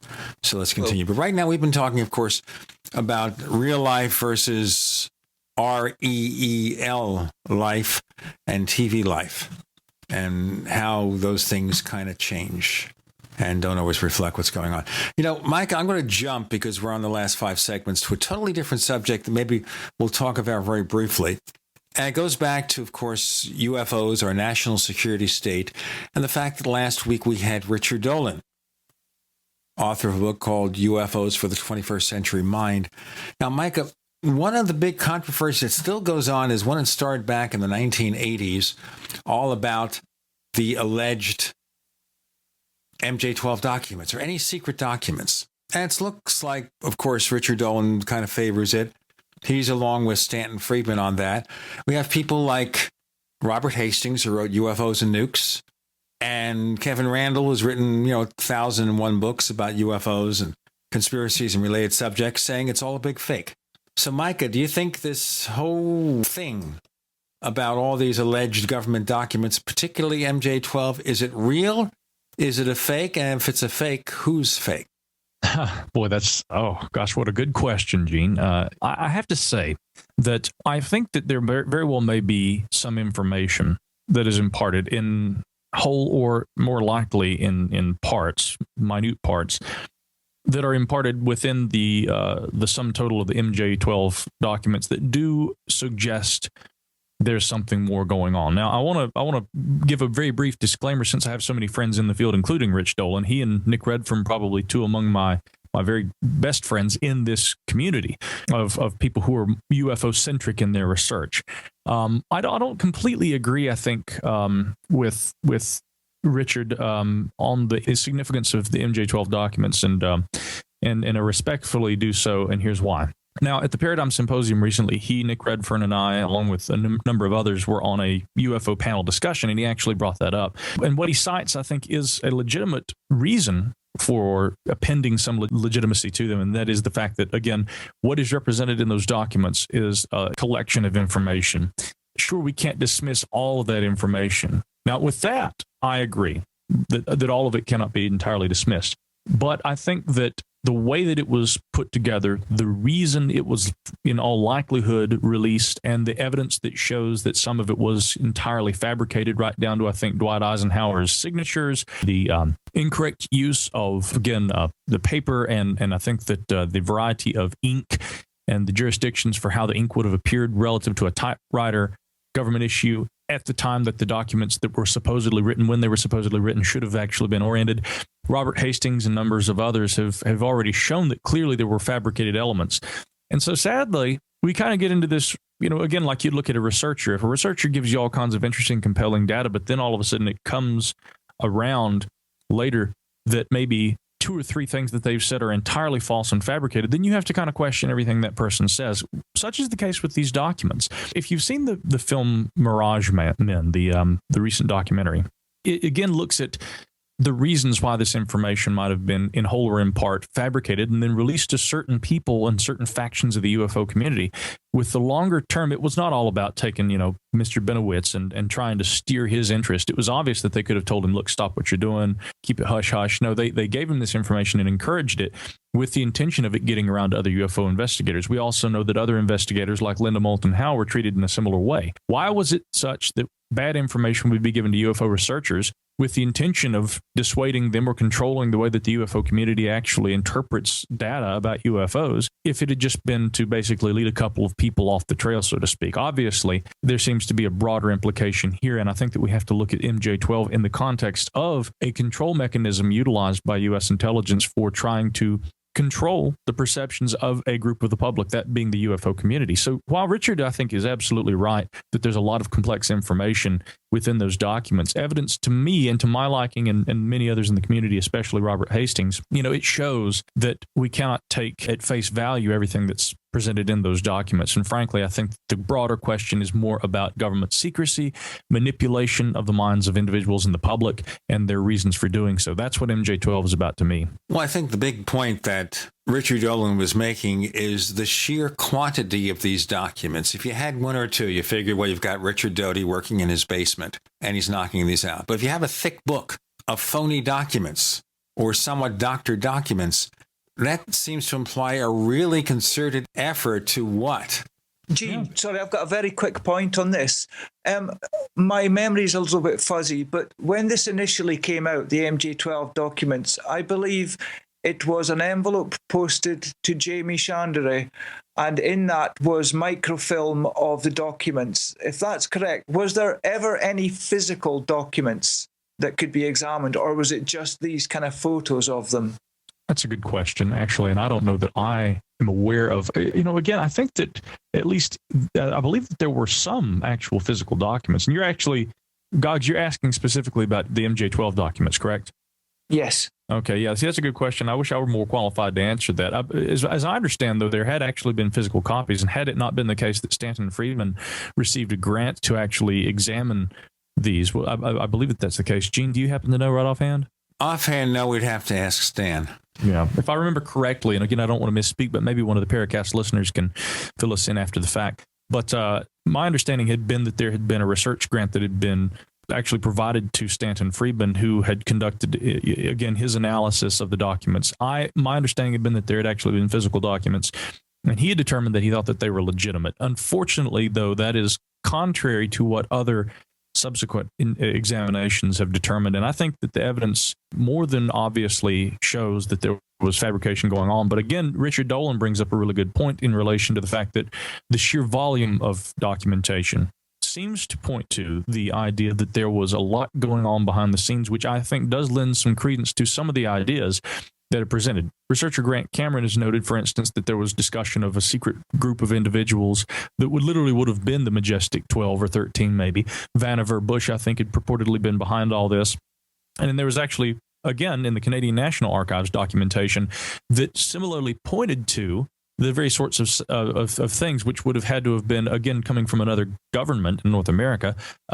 This would have been entirely unrelated to the MJ-12 documents released by the Air Force, supposedly through Richard Doty or whoever. And so the thing is that, again, some of the information can kind of, in an odd way, be backed up and can be sort of confirmed, but maybe not all of it. So I think that there are inherently going to be some truths mixed with untruths, and it's all about manipulation. But that's really what manipulation is that you have to give at least enough credible data so that people will buy what they're believing. The problem is that they tend to buy into all of it and believe everything, including people being transported to other planets, exchange programs with alien races, all kinds of things. Wouldn't it be the case that these days, if anyone were to manufacture MJ-12 documents, these days with the internet, the access to the internet. It would be a lot easier than it would have been back in the early 80s.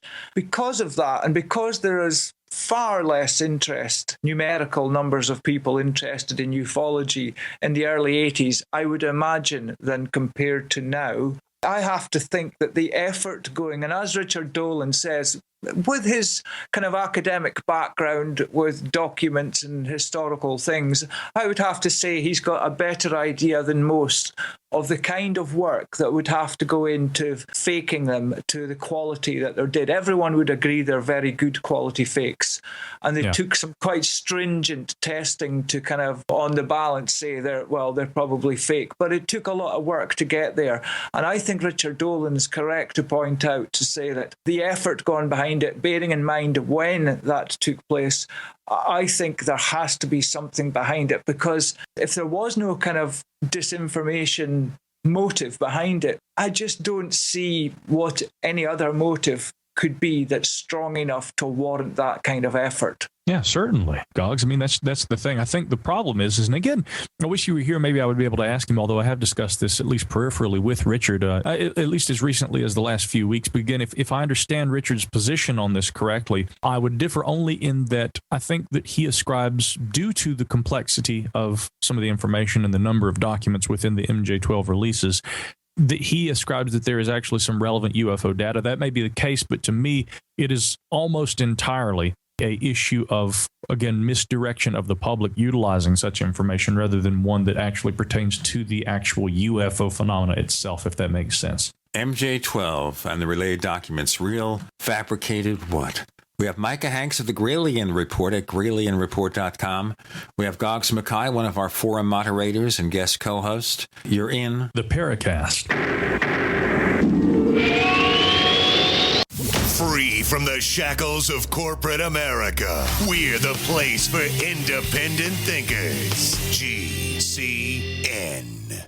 Genesis is defined as an origin, creation, or the beginning. Genesis Communications Network began with the mission of providing you with the kind of compelling content you're listening to now. And at GCNlive.com, you'll find a free archive of our nation's history, narrated by GCN hosts. Explore, share, and pass down to future generations. GCN is the future of talk radio, but we should always strive to learn from our past. Together, we are GCNlive.com. GCN.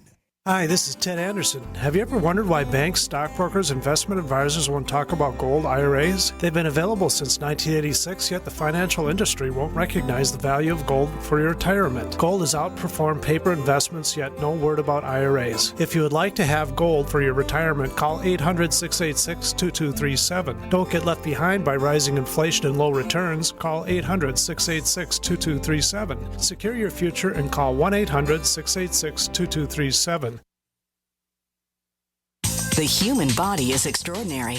Despite all the stresses we inflict upon it, it still works hard to stay in balance. Thousands upon thousands of people rely upon Heart and Body Extract to help their body stay balanced. This excellent 100% natural herbal formula helps maintain healthy blood pressure levels, cleans arteries, promotes good circulation, balances cholesterol, and more. HB Extract, paired with healthy lifestyle choices like good nutrition and exercise, can give you a life free of pain, sickness, and fear. Recapture your youthful vitality and experience your body healing itself with the aid of HB Extract. It's extremely effective and it starts working in just days. Visit hbextract.com to learn more and to read scores of testimonials from satisfied customers. And we've never increased our price in over 10 years. That makes Heart and Body Extract as great a value now as it was the first day we sold it. A healthy heart is a happy heart. Call 866-295-5305 or go to hbextract.com.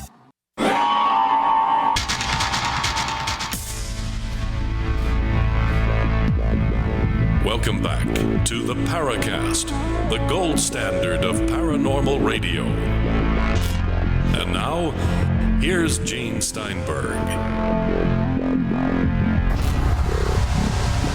On the Paracast, Chris O'Brien is struggling with Skype because it's a Microsoft product and he has an iPhone.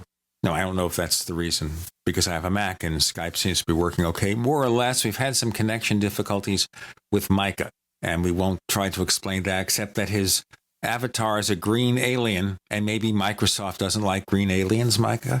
If it's not Microsoft, it's obviously the secret government because they don't like the information I'm putting out right now. Okay, we were talking about the possibilities of secret documents here. So, and this is, I guess, the age-old question here, is all these stories about the government playing the games, and we use MJ-12 as an example of possible government tampering, but all to just get a few thousand UFO enthusiasts go wacko over it, to send a few researchers astray? Well, maybe not. Again, to refer to another past guest on the Paracast, James Carrion, former director of MUFON, his perspective on this, and one that is mirrored often by Joseph P. Farrell, is that there are intelligence programs and agencies, of course, that are seeking to utilize the UFO phenomenon. Maybe there's a valid phenomena. Let's accept that at the outset, that maybe there is something going on that is not human-related, or at the very least that most of us don't know about. Government agencies aren't behind. But that wouldn't remove the possibility that there could be for use in maybe controlling not just the public or a research community who is interested in the UFO subject, but maybe for purpose of controlling the ideas of different countries and world leaders. It could be that there is psychological warfare employed, which utilizes the UFO meme as kind of a vehicle. For instance, let's say that there's this concept that Nazi UFOs existed, that the Nazis during the Second World War were building saucers and things in bunkers underground. And we also see, following the Second World War, as Joseph Farrell has pointed out, a flying saucer with the Iron Cross that was purportedly seen hovering over the Thames River in London toward the end of the war. This was reported in the New York Times just a few years after the end of the war. And so it's interesting that when we have this, that of course I should also point out, though, also appeared after Kenneth Arnold claimed he'd seen the quote-unquote flying saucers in 1947. And so what we're left with is the interpretation that one could draw that certain memes that appear in the public, maybe there were real aircraft that someone like Kenneth Arnold had seen, but could the perception of that phenomena be actually used in a way, and maybe even by mainstream American media?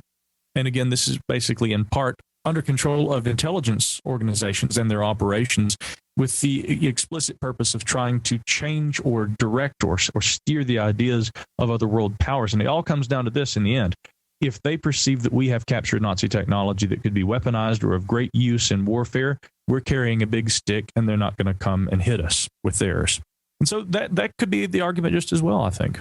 That's an interesting point. And I wonder if, inverted commas, the Russian Roswell, could that have been an answer to that? Well, if the United States is going to make on they have captured technology and that makes them, further ahead and more worrying to mess with. Obviously, at the time of that, the Cold War, the Soviet Union was the other game in town. It would be interesting to wonder if the Russians had gone down a similar route, truthfully or not, using the UFO topic to make it seem as if, they had greater technology weapons than they actually did. Certainly. And I think, Goggs, just as well, that they wouldn't have necessarily had to have knowledge of the fact that something like Roswell maybe had been concocted, or something, along the lines of any of these UFO reports that might be used for such purposes by a government agency in order to basically carry this idea that this had been going on. In other words, Russia could have been playing the same game to try and battle something that they perceived as a legitimate threat, which actually, since the outset, maybe government steering and engineering by the U.S. all along. So, again, this is, I think, the bigger implication of the idea that is espoused in the film Mirage Men, and of course, which many UFO researchers have considered for years, that while there may be a real phenomenon underlying all this, how much of this bubble that continues to grow is the result of the control of perception of said phenomena by people who would utilize it for their benefit. And it really may have a lot more to do with, again, controlling world affairs.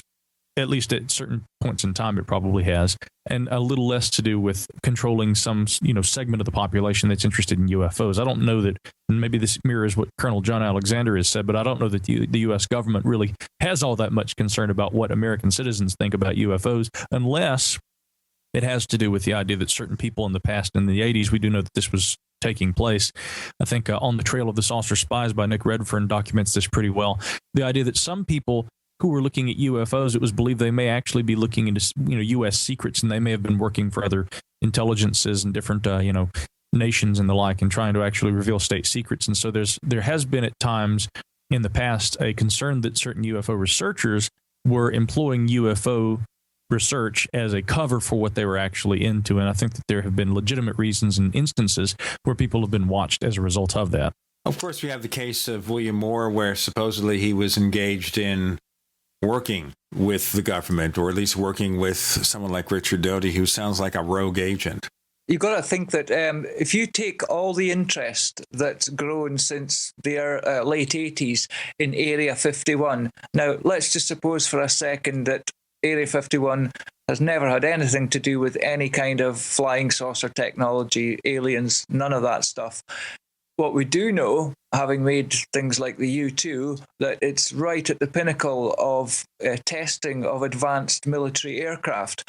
So that would make it an absolute prime target for foreign military intelligence to be looking at.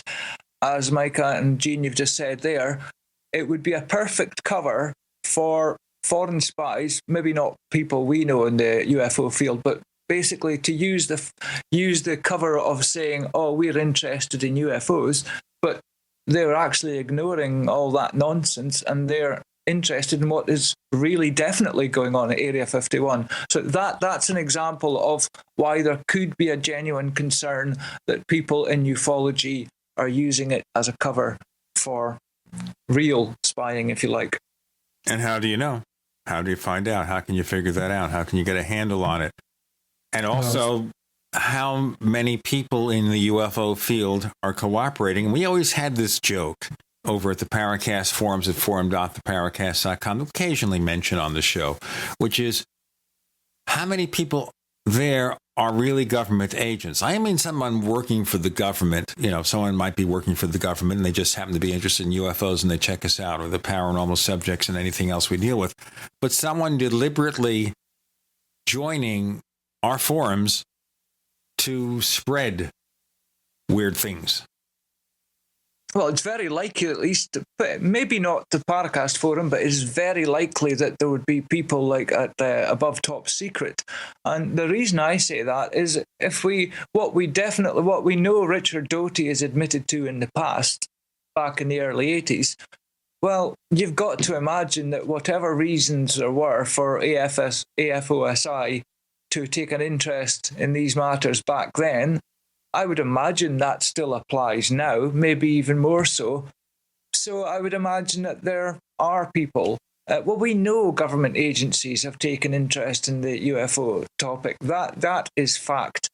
So if they do, what better way than to keep their finger on the pulse is to get involved in internet forums where people there are discussing the topic. I think it must go on. Yeah, I would agree. I think it without question, at times occurs, but I don't think that should be used, of course, as something that, breeds paranoia, because obviously there is a lot of paranoia in this community, people who think that they've been watched, maybe some who have been, very legitimately observed, and they have reason to suspect that kind of a thing that has happened, Gene, I've got to ask you, by the way, because I know with your history of involvement in UFOs, have you ever felt like you've been watched at any time? Overtly, no. There have been times I've been paranoid. I know in the early years when my first wife, Geneva, and I were in regular touch with Richard Shaver, and Shaver, of course, claimed to be in contact with these Deros and Tiros who lived beneath the surface of the earth. He claimed that he had been pursued by them. And you could read these long letters from Shaver and feel a little paranoid. And I know one night I remember I was working at this radio station in Tuscumbia, Alabama, right next to Muscle Shoals. And I'm going to leave that as a cliffhanger. We have Micah Hanks with Goggs Mackay. You're in the Paracast. Neighbors, are you tired of dealing with a slow web hosting provider? Well, check out A2 Hosting and their screaming fast Swift server platform. They even have SSDs that load pages 300% faster than the competition. Ready to give your site a speed boost? Well, tell you what, neighbors, head on over to a2hosting.com. That's A2, that's number 2, a2hosting.com. Check out their Prime hosting account. And get this, neighbors, They're even giving you an exclusive 25% off discount for all our listeners. 25%. And remember, their Guru Crew support team is standing by 24/7, 365 days a year to answer any of your questions. Now, to get the discount, use the coupon code GENE when you check out. Mike Stennerson for Midas Resources. At no time in history have precious metals been more important, certainly not in my 22 years in the industry. The dollar has lost over 90% of its value in the last 60 years. No fiat currency has ever survived the government printing presses. Ours is not immune. The time is now to be proactive. 1-800-686-2237, extension 116. Anything tied to the dollar is at risk. CDs, annuities, 401ks, IRAs, stocks, bonds, you name it, so decide. Do you want to leave a legacy of wealth or debt for your family? The choice is yours. Call me at 1-800-686-2237, extension 116. That's 1-800-686-2237, extension 116. Be proactive, not reactive. Call 1-800-686-2237, extension 116. The human body is extraordinary. Despite all the stresses we inflict upon it, it still works hard to stay in balance. Thousands upon thousands of people rely upon Heart and Body Extract to help their body stay balanced. This excellent 100% natural herbal formula helps maintain healthy blood pressure levels, cleans arteries, promotes good circulation, balances cholesterol, and more. HB Extract, paired with healthy lifestyle choices like good nutrition and exercise, can give you a life free of pain, sickness, and fear. Recapture your youthful vitality and experience your body healing itself with the aid of HB Extract. It's extremely effective and it starts working in just days.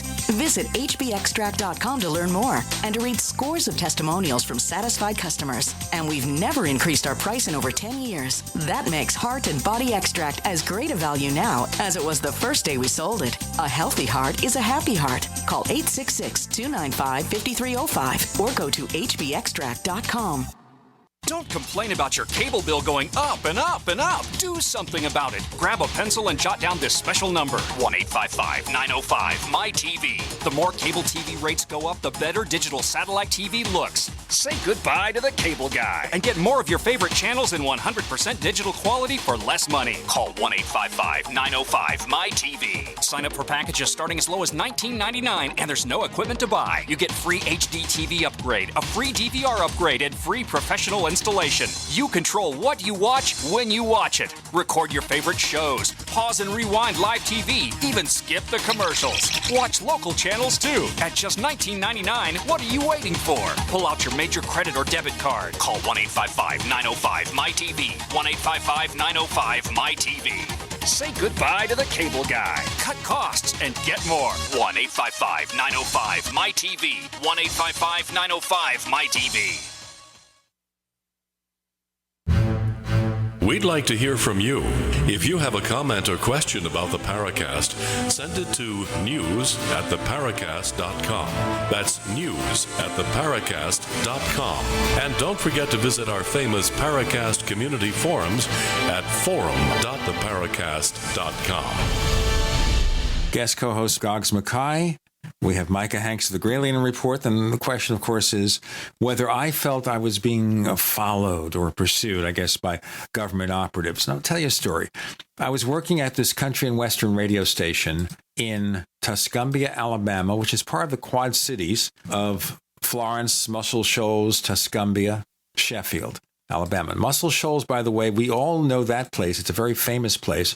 And the reason we know it is because a lot of famous rock and blues recordings were made at the Muscle Shoals Sound Studios, like Aretha Franklin and Percy Sledge did a lot of recordings there. Okay, so let's get to the story. So I had my first car, an Opel Kadett compact car. It was a car that was sold through the Buick dealerships. And so Geneva and I took it into the country near the radio station. It was really dark there. We were on a country road, 2-lane road, no street lights or anything like that. And just one night we got kind of scared for just a few minutes. And then I decided, let me just turn back. And I turned back and I went home. And I guess during this rather paranoid period, and understand I'm in my 20s and studying actively the paranormal, is it possible here that maybe it all made me just a wee bit paranoid? And I could say that evidently it did, at least for that particular short period of time. That's as close as it comes. Now, when I sponsored a UFO convention in Valley Forge, Pennsylvania, I think 1975, National UFO Conference, we kind of wondered humorously whether any of the people that were there happened to be the token government agent. But that's as close as it came. I mean, if you want to look at paranoia and possible government agents, let's consider like James Moseley. Now, Moseley was a son of a famous and very controversial Army officer, George Van Horn Moseley, who was also a notorious anti-Semite, by the way. But none of that carried over to Jim, who embraced everyone. And there was a theory in the 50s and 60s, and part of it was a joke with his friend Gray Barker, that Jim must be the government plant in the UFO field because of who his dad was. And he was obvious because he was so totally the opposite of his father. Ever hear that, Micah? I hadn't heard that one, no. You know, again, I think that when you've got people who, I should point something out, by the way. You know, one of the first things that was asked of me before I was allowed to go on the late night program Coast to Coast, I'd been asked, do you have people in government who give you information?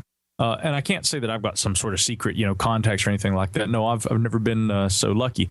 I do, on the other hand, have friends who either have or even maybe currently work with the space program who I talk with regularly, not just the space program. I've had friends who have been in law enforcement, people who had formerly worked with agencies, even like the NSA, back before we were supposed to know that it existed.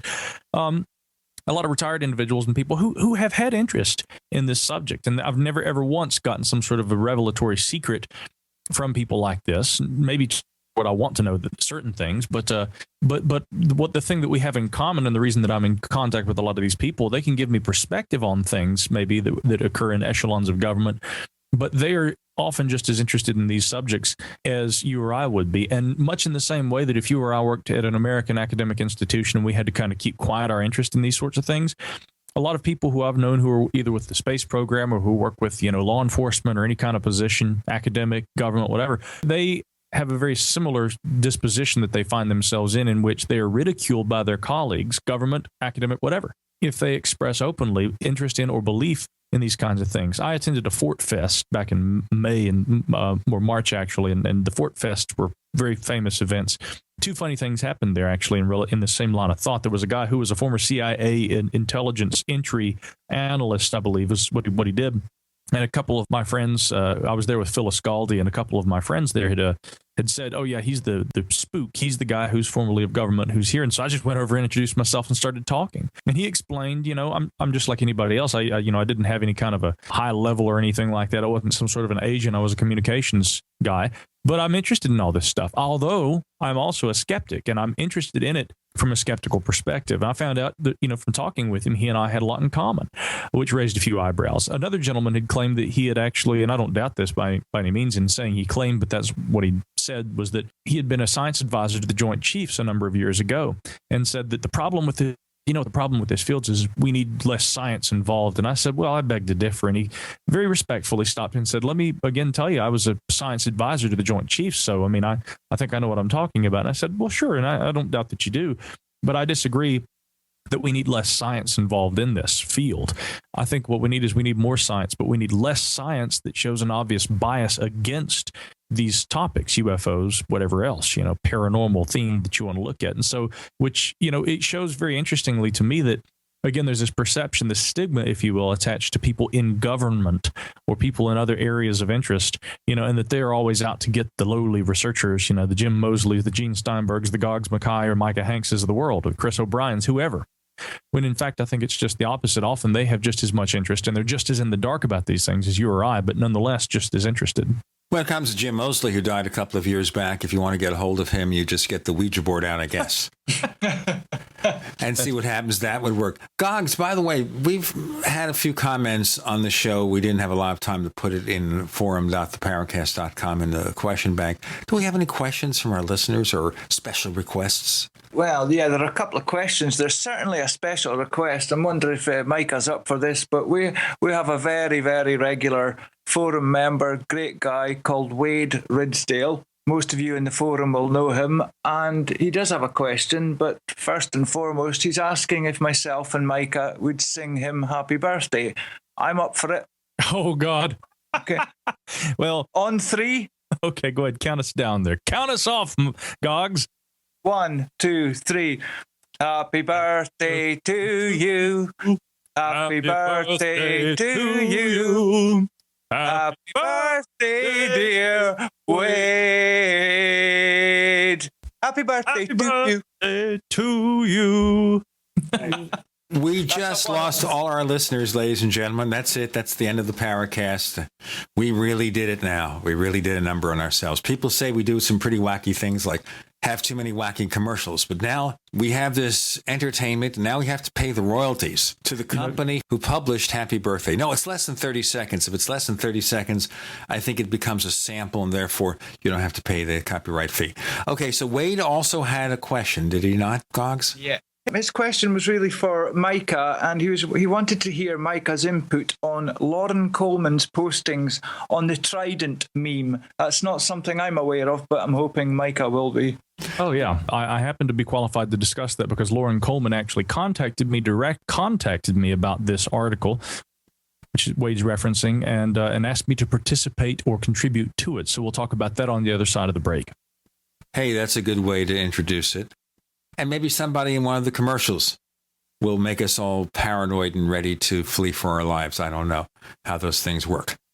We have Micah Hanks, longtime paranormal researcher and author. He has the Gralien Report, and we'll tell you about that site shortly. We have Goggs Mackay, who talks to us from Scotland and says nothing about the attempt to become an independent country. With Gene and Micah and Goggs, you're in.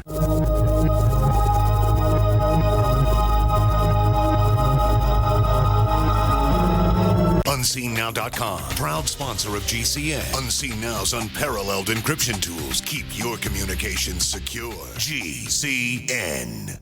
Graphic Converter is the image manipulation tool for the rest of us. It does not use any database. You get full control of all your files. Want to view the images of a folder? Drag it into Graphic Converter, and a powerful browser opens up to show your image files. You could use it for slideshows. You could use it to import images from digital cameras or from scanners. Need to do some image editing? You can do that too in Graphic Converter. Also print catalogs. Convert from so many formats I can't even list them. Download now to see if Graphic Converter is good for you, like 1.5 million other users. Guess what? You could save money when you buy Graphic Converter. Use the coupon code Night Owl. Use the coupon code Night Owl to get a special price for Graphic Converter. Go to lemkesoft.com. That's LEMKE soft.com. lemkesoft.com. LEMKE soft.com. The experts at Web.com want to build your business a successful website for free, just like we did for these current Web.com customers. We've used and looked at other website designers, but there's nobody better than Web.com. Web.com can build your website in as little as 7 days free. Plus, we'll promote it on all the major search engines like Google, Yahoo, and Bing. If after 30 days you're happy, we'll continue to provide promotion, hosting, support, and maintenance, all for one low monthly fee. If not, cancel and pay nothing. If you're in business today and you don't have a web presence, you won't be taken seriously. Call right now and you'll also get a free .com or .net domain name for your new website, powered by VeriSign, the world's leading domain name provider. Call 800-297-0154. That's 800-297-0154. No upfront charge for site build, after which ongoing fees apply. Rights to site are relinquished when canceled. Domain included during active service, after which fees apply. That's 800-297-0154. For over 5 years, you've been hearing about the Berkey guy, so you may know a few things about him. For example, you are well aware of the superior quality and effectiveness of Berkey water filters and accessories. But did you know the Berkeys have had independent lab tests done to prove just how effective they are? It's true, and he can email you the test results. Just visit goberkey.com. You may also know that the Berkey guy has helped tens of thousands of people get better prepared. Now here's something you may not know. GoBerkey.com has amazing specials and deals all the time on a wide variety of survival and preparedness products. Most ready to ship same day. Visit the Berkey guy at goberkey.com and be sure to click the red Products on Sale Now button. You can always call toll-free 877-886-3653. Again, that's 877-886-3653. GoBerkey.com, home of the Berkey guy. Hi, Dr. Hurley here to give you information you may not want to hear. Approximately 70,000 chemicals are currently used and released into the environment in the United States each year, and 30 million kilograms of these toxic chemicals are known to cause cancer. And now the good news. Longevity's 5-day cleansing program can drastically reduce the toxins in your body. For more information about the 5-day cleanse, visit drhurley.net or call 855-315-8326. That's 855-315-8326.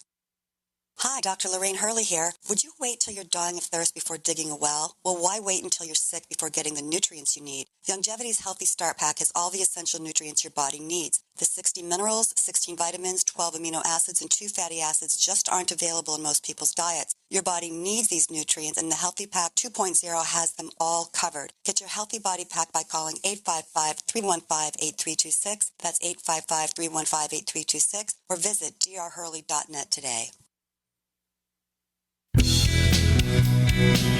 Hi, this is Ted Phillips listening to the Paracast, and it's as good as it gets, believe me.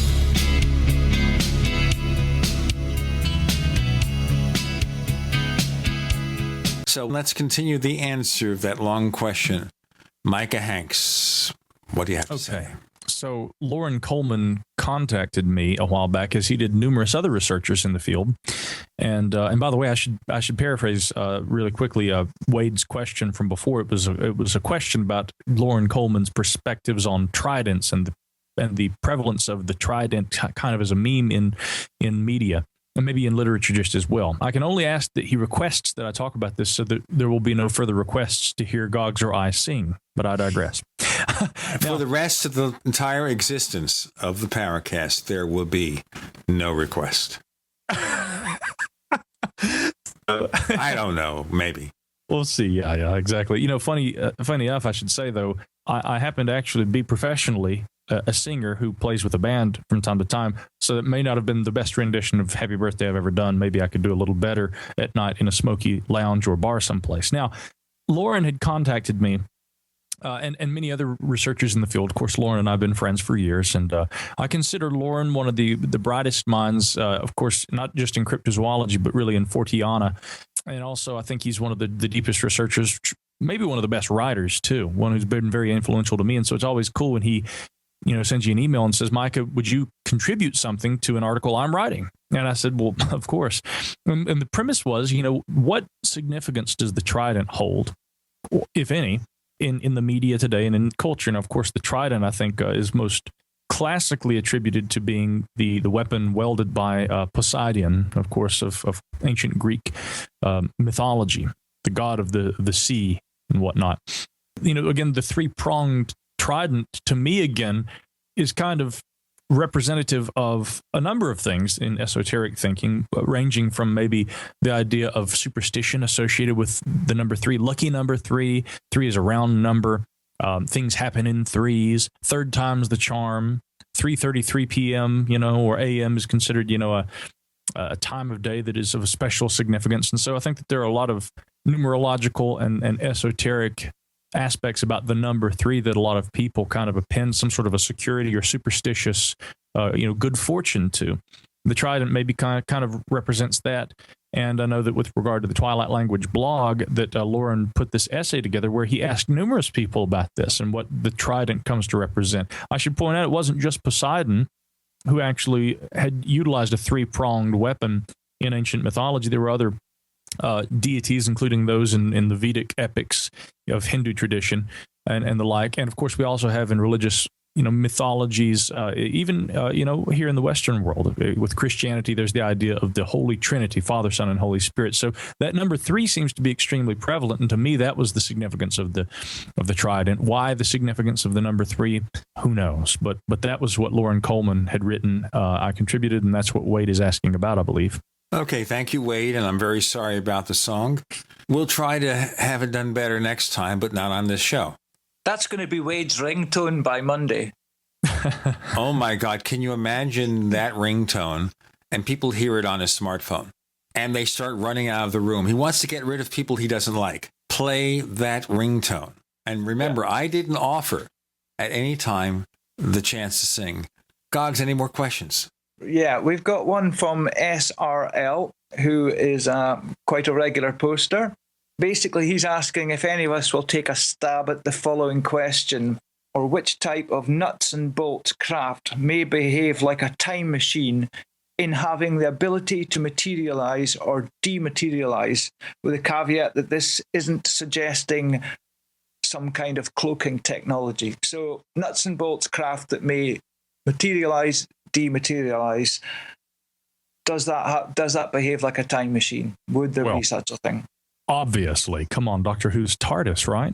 Yeah. Yes, but remember the TARDIS is larger on the inside than on the outside. And this TARDIS, of course, has undergone various and sundry modifications. Every time they regenerate Doctor Who, they seem to redo the TARDIS, depending on the special effects and everything. Exactly. I guess it should also say that maybe we would preclude the TARDIS from this discussion, because I think he'd specifically said, apart from chameleon kind of, or cloaking technology, we know that, in fact, this is employed by the TARDIS to maintain that police box external appearance. Bigger on the inside, indeed, as one might say of the entire nature of this discussion. So, I mean, I don't know. Again, the question is I've often wondered if certain UFOs might not be capable of what I call temporal evasion or temporally evasive technologies, which are essentially technologies that operate within the boundaries of what we call space and time in a way that we might liken to time travel, except I don't know that the intention or purpose behind their operation would be traveling through time so much as, again, maybe modifying the flux of space and time for purposes of travel, in which case, really, if we want to get way out there, we could even look at a UFO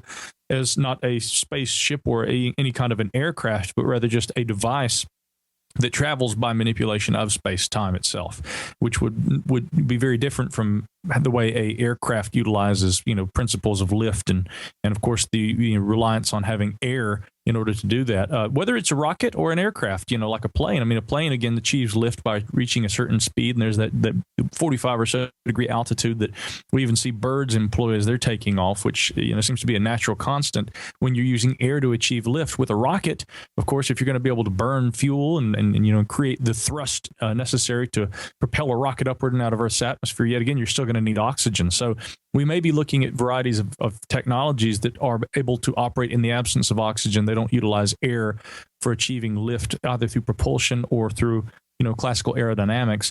And if that's the case, we may not be talking about aircraft or spacecraft so much as technologies that warp space-time. If indeed that's the case, time is warped along with the warpage of space, and there may be something that's temporally evasive, i.e. a time machine or something similar. Yeah, I'd have to agree.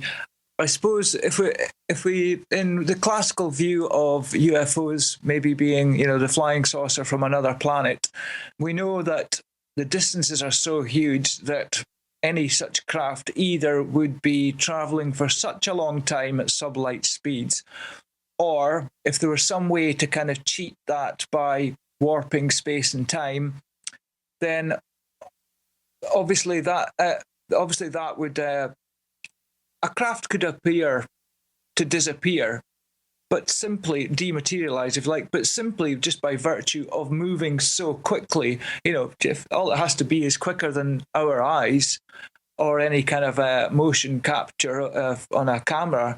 And so if something leaves quick enough or arrives quick enough, it may appear to just materialize or dematerialize in one space. Like Micah says as well, I personally think, just looking at the kind of characteristics of reported UFOs are, the flight characteristics. If you think about the 90-degree turn, the instant acceleration and all that, there's no two ways about it. If they exist, they must have somehow found a way to overcome inertia, to completely subvert it, because never mind human beings or alien beings, I think just the technology inside would be crushed to nothing by the massive G-forces of the acceleration. So I've often thought, and I also think that the whole thing about losing time, missing time in abductions, I've also wondered if that sometimes isn't just simply a byproduct of being close to a field that is locally affecting space-time. That's me.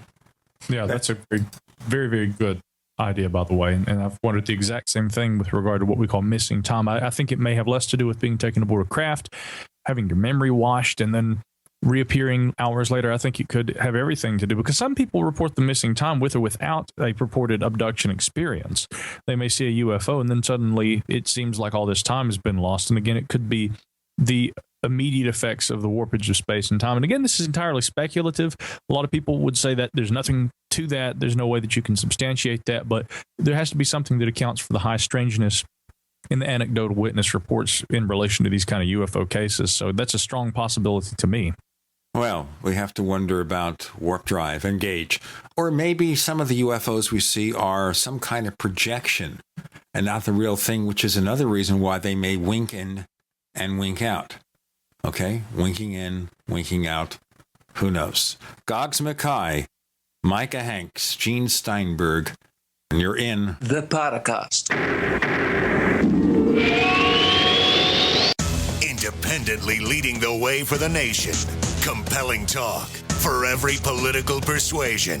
We are GCN. Attack of the Rockoids has been well received by critics and readers alike. It's a thrill-a-minute story you'll never forget. A former U.S. military intelligence officer is haunted by intense dreams about a beautiful woman pleading for his help after a terrible battle in outer space. But the dreams turn out to be true and thrust him into a telepathic love affair with a woman whose faraway planet is intent on destroying the Earth. And now the gripping tale continues in The Coming of the Protectors. It's the second book of the Rockoids trilogy, a galaxy-spanning adventure that pits our hapless heroes against powerful, fanatical enemies that threaten the lives of freedom-loving beings everywhere. Attack of the Rockoids and The Coming of the Protectors. Classic science fiction at its best. Available now. For more details, visit rockoids.com. That's ROCKOIDS.com. We all have our own idea about what being safe and secure means. The door's locked, bills are paid, you've got a job that keeps the lights on, and a home to call your own. But what happens when Mother Nature throws a curveball? I'm telling you to take cover. Are you prepared to live without electricity or passable roads for weeks at a time? Do you even have a plan B? If you do, are you willing to bet your life on it? Children left with no homes. And no one's coming to help them. The first step towards self-reliance in the face of disaster is a visit to MyPatriotSupply.com. There you'll find the absolute best prices on storable foods, non-GMO seeds, emergency water filtration devices, and so much more. All orders over $49 qualify for free shipping in the lower 48 states. Call 866-229-0927. That's 866-229-0927 and speak to one of our preparedness advisors today, or visit us at MyPatriotSupply.com. Remember, before it's time to survive, it's time to prepare. This alert just came in. This special announcement is for business owners and leaders of organizations who've been waiting for the right time to build. General Steel has made it impossible to wait any longer with rock-bottom prices that could save you thousands. That's right, General Steel, America's leader in pre-engineered structures, is offering buildings at prices you will never see again. Don't miss these prices. A 50 by 100 for $35,000. You heard right, that's 5,000 square feet for $35,000. Manufacturers, if you need a larger building, try a 100 by 100 commercial building for $129,000. You can't afford to rent with these prices. Imagine a 70 by 100 100-foot church building for under $69,000. With the economy improving and interest rates still at historic lows, you can't afford to wait. So call 866-91-STEEL. Lock in your price now. Call 866-91-STEEL. That's 866-917-8335. Breakfast, lunch, and dinner. 3 square meals you'll need in an emergency. So the Freeze Dry Guys 3 square meal unit sale is just the ticket. A variety pack of tasty, nourishing breakfast, lunch, and dinner on sale now. Breakfast is Freeze Dry Guys' favorite. Hot oatmeal and sweet dehydrated bananas. Lunch is Mountain House freeze-dried hot macaroni and cheese and crisp green beans. And dinner is Mountain House long grain wild rice pilaf and hearty beef stew, vegetables, and gravy. Call Freeze Dry Guy and ask for details on the 126 serving 3 square meals unit. One case normally $164.37. Sale price at only $138.90. Save over $25. Get 2 or 3 cases and save even more. Or ask about Freeze Dry Guys Fall Chili Special. Always free shipping to lower 48 states. Call 866-404-3663 or click freezedryguy.com. And hurry, the Fall Chili Special and 3 square meals unit are on sale while supplies last. From the Freeze Dry Guy, the finest freeze-dried and dehydrated foods available for long-term storage, period. Hi, this is Don Ecker, and you are tuned into the Paracast. Let me tell you what, you're going to hear stuff here that you probably won't hear anywhere else. Hear that, George Snorri? What a fast-moving episode. I mean, the theme was Halloween weekend, but that we got into so many different topics, not just ghosts and Bigfoot, but Mirage Men and MJ-12 and all sorts of UFO-related stuff and about reality, the various images of our reality. Goggs, do you have any more questions left? No, I think that's it, really. There was a question from Polterworth, but I don't think he was really addressing it to us. Yeah, it's really about Eric von Daniken, and I think he was really... Was he maybe looking for that to go to Richard Dolan? I actually didn't understand what the question was about. Did you read it, Micah? I didn't happen to, but Gene, if you're game, I mean, you're welcome to read it. I could see if maybe it's something I could answer. Well, I'll read it verbatim, but I don't really understand. This is it. Since he dismissed it last time, I'd like to know if he's looked up or maybe read Tommy and the Planet of Lies by Eric von Daniken. It's written as a novel, but von Daniken claims it happened and reads like a mixture of Secret Service thriller and Starman, the 1984 movie. Coincidentally, I've just recently stumbled upon a 30-year-old German book, a collection of alleged real paranormal experiences by well-known people in the German-speaking countries, in which von Daniken starts to tell the exact same story, only the name of the assistant is different. Indicates that something miraculous happened, but then brings the story to a rather disappointing end, leaving out everything about the alleged visitor. I'm totally lost with this. Was this referring to your previous appearance, Micah? I don't think so. I know that previously in the Paracast forums there have been some questions about, Eric von Daniken, and I think what people perceive as my endorsement of him. I can say this about von Daniken, and I don't think that question right there was for me because I'm unfamiliar with the book that the gentleman's asking about. But the long and the short of von Daniken is that, and it's publicly available, I think, on his Wikipedia page and elsewhere. He had embezzled money as a young man. Whether you choose to look at those things and forgive those kinds of experiences and things that he had done in the past. Again, my point has been that I think he has had an obvious cultural impact on people with his writing, whether it be people in UFO circles or people in Hollywood. Ridley Scott, of course, in the film Prometheus had been kind of based on the writings of von Daniken. So he's a person who I think for that reason is very culturally significant. But by the same token, and I've said this many times, I don't prescribe to ancient alien theory personally, and I don't look at von Daniken's viewpoint of the ancient past as being the be-all, end-all. In fact, I completely disagree with that perspective. Let me ask you why. Why don't you think that even if UFOs are real now, that they wouldn't have been here for not just hundreds of years, but thousands of years?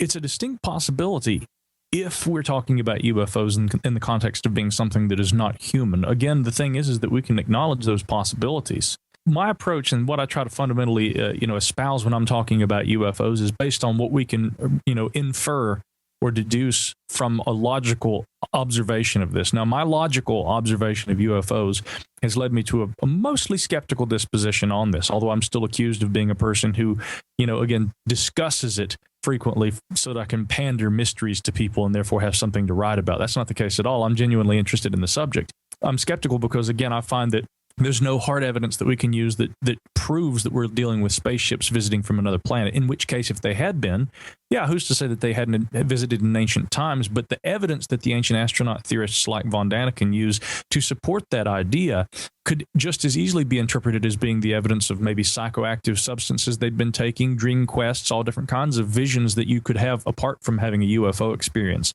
And that these things, again, recorded on cave walls or in ancient manuscripts or anything, they could be interpreted again as being any number of things without having to suppose that they involve UFOs. So yeah, the possibility certainly exists, but that really has more to me to do with what is a UFO, and I don't know necessarily that we have enough evidence to support that. Merely enough evidence, I think, to support that there is a phenomenon. And I strongly disagree with those of the skeptical ilk who say that there is no evidence, because I think that there is. It's just trying to interpret what that is. Well, Micah, I think what we can attribute to von Daniken is, I've read Fingerprints of the Gods. I suppose, like a lot of people, for a lot of people, it may have been the first time they had their eyes open just to many ancient mysteries, forgetting whether it's ancient aliens or any other explanation, simply just highlighting worldwide very interesting ancient mysteries, and maybe not even the mysteries, just highlighting some interesting objects and places around the world.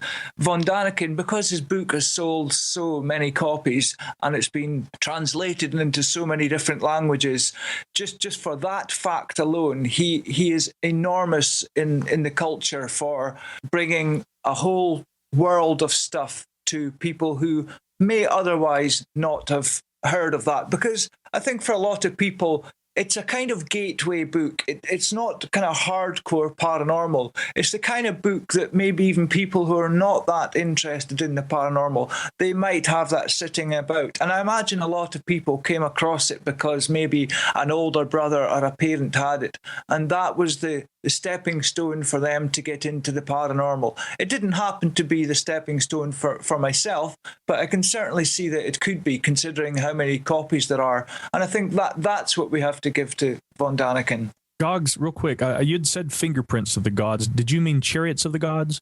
Sorry, yes. No problem. Easy mistake to make, although really the same could be said of the other book. I just wanted to make sure that you weren't, because I'd been discussing the idea of entheogenic experiences with psychoactive substances as being a different interpretation, which is sort of what Graham Hancock with his books and research has done. So I wanted to be clear that you weren't actually talking about that. But yes, I agree with everything that you say, even in relation to Chariots of the Gods, because it doesn't have to necessarily be true to underscore the influence it has had on popular thought. Again, some have said that it really all goes back to H.P. Lovecraft. I think it goes even further back than that, frankly. But whatever the influences have been, the influence of that book, Chariots of the Gods, on the alternative community, it's absolutely undeniable. We only have a couple of minutes left, so I'll just raise the larger specter that if these remembrances of possible alien visitors are based on some kind of drug experience, does that mean that the Bible fits in the same category? I think people who are religious are going to freak at that question, but it goes to follow. It very well could be. In my book, Magic, Mysticism, and the Molecule, the first book I ever came on the Paracast to discuss with you, Gene, in that book, I actually spent a good bit of time looking at the Apostle Paul and the Road to Damascus experience, which was very much ecstatic kind of hallucinatory vision that he had, where he claims he rose into the third heaven and met Jesus Christ, who of course had purportedly already risen from the grave, spent time with the disciples, and then ascended. So yeah, we certainly have to look at that, and it gets much deeper. We look at the writings of the likes of Sir James Frazer with the Golden Bough, and how he looks at the comparative mythology, or the way that world mythologies can be compared, and the consistent narrative of the Son of God, or the God King who rises from the dead. We could certainly look at the Christian Bible and a number of other world texts in very much the same way. I think so, yeah. I think that's a good way to sum things up. A lot of agreement, a lot of fascinating discussions with our Halloween weekend version of the Paracast with Goggs Mackay, our guest co-host and forum moderator at forum.theparacast.com, and Micah Hanks of the Gralien Report. Micah, tell us where our listeners can find out more about the things you do. Yeah, you can find me at my personal website, micahhanks.com. And of course, my blog and my podcast, The Gralien Report, is GRALIEN report.com. I can assure people, thanks to the efforts of Gene Steinberg and, of course, the service servers over at Namecheap, you're going to be able to access that site more quickly and more reliably, and I'm very thankful for that. So, you can email me just as well, info@micahhanks.com, and love to get questions. If you didn't get your question asked on the show today, you can always ask me via email later. And when Chris returns and gets Skype working correctly, he can tell you, and I'll tell you right now, that you can find him at OurStrangePlanet.com, OurStrangePlanet.com. And here's a special offer we've had. It's still here. Limited time only. We'll give you a free version of Secrets of the Mysterious Valley by Chris O'Brien. Free. It's the ebook version. You can download it and play it on your iPad and your iPhone and your Android Samsung device. You can play it on your Kindle, wherever you can import the file. Secrets of the Mysterious Valley, free. Absolutely free. Here's how you get a copy. Go to our site, theparacast.com, theparacast.com. Sign up for our weekly newsletter. It's free. And within a few days, we'll send you the book, Secrets of the Mysterious Valley. You can find us at theparacast.com, where we have all the episodes of the show since 2006 on iTunes, Stitcher, TuneIn, and of course, our favorite network, because we're on it, GCN. Goggs Mackay, first of all, thank you for being our guest co-host this week. No problemo, Gene, and really enjoyed this episode. I think we covered a lot of ground. Micah Hanks, thanks for joining us on the Paracast. Always my pleasure, Brother Gene. Thank you, Brother Micah.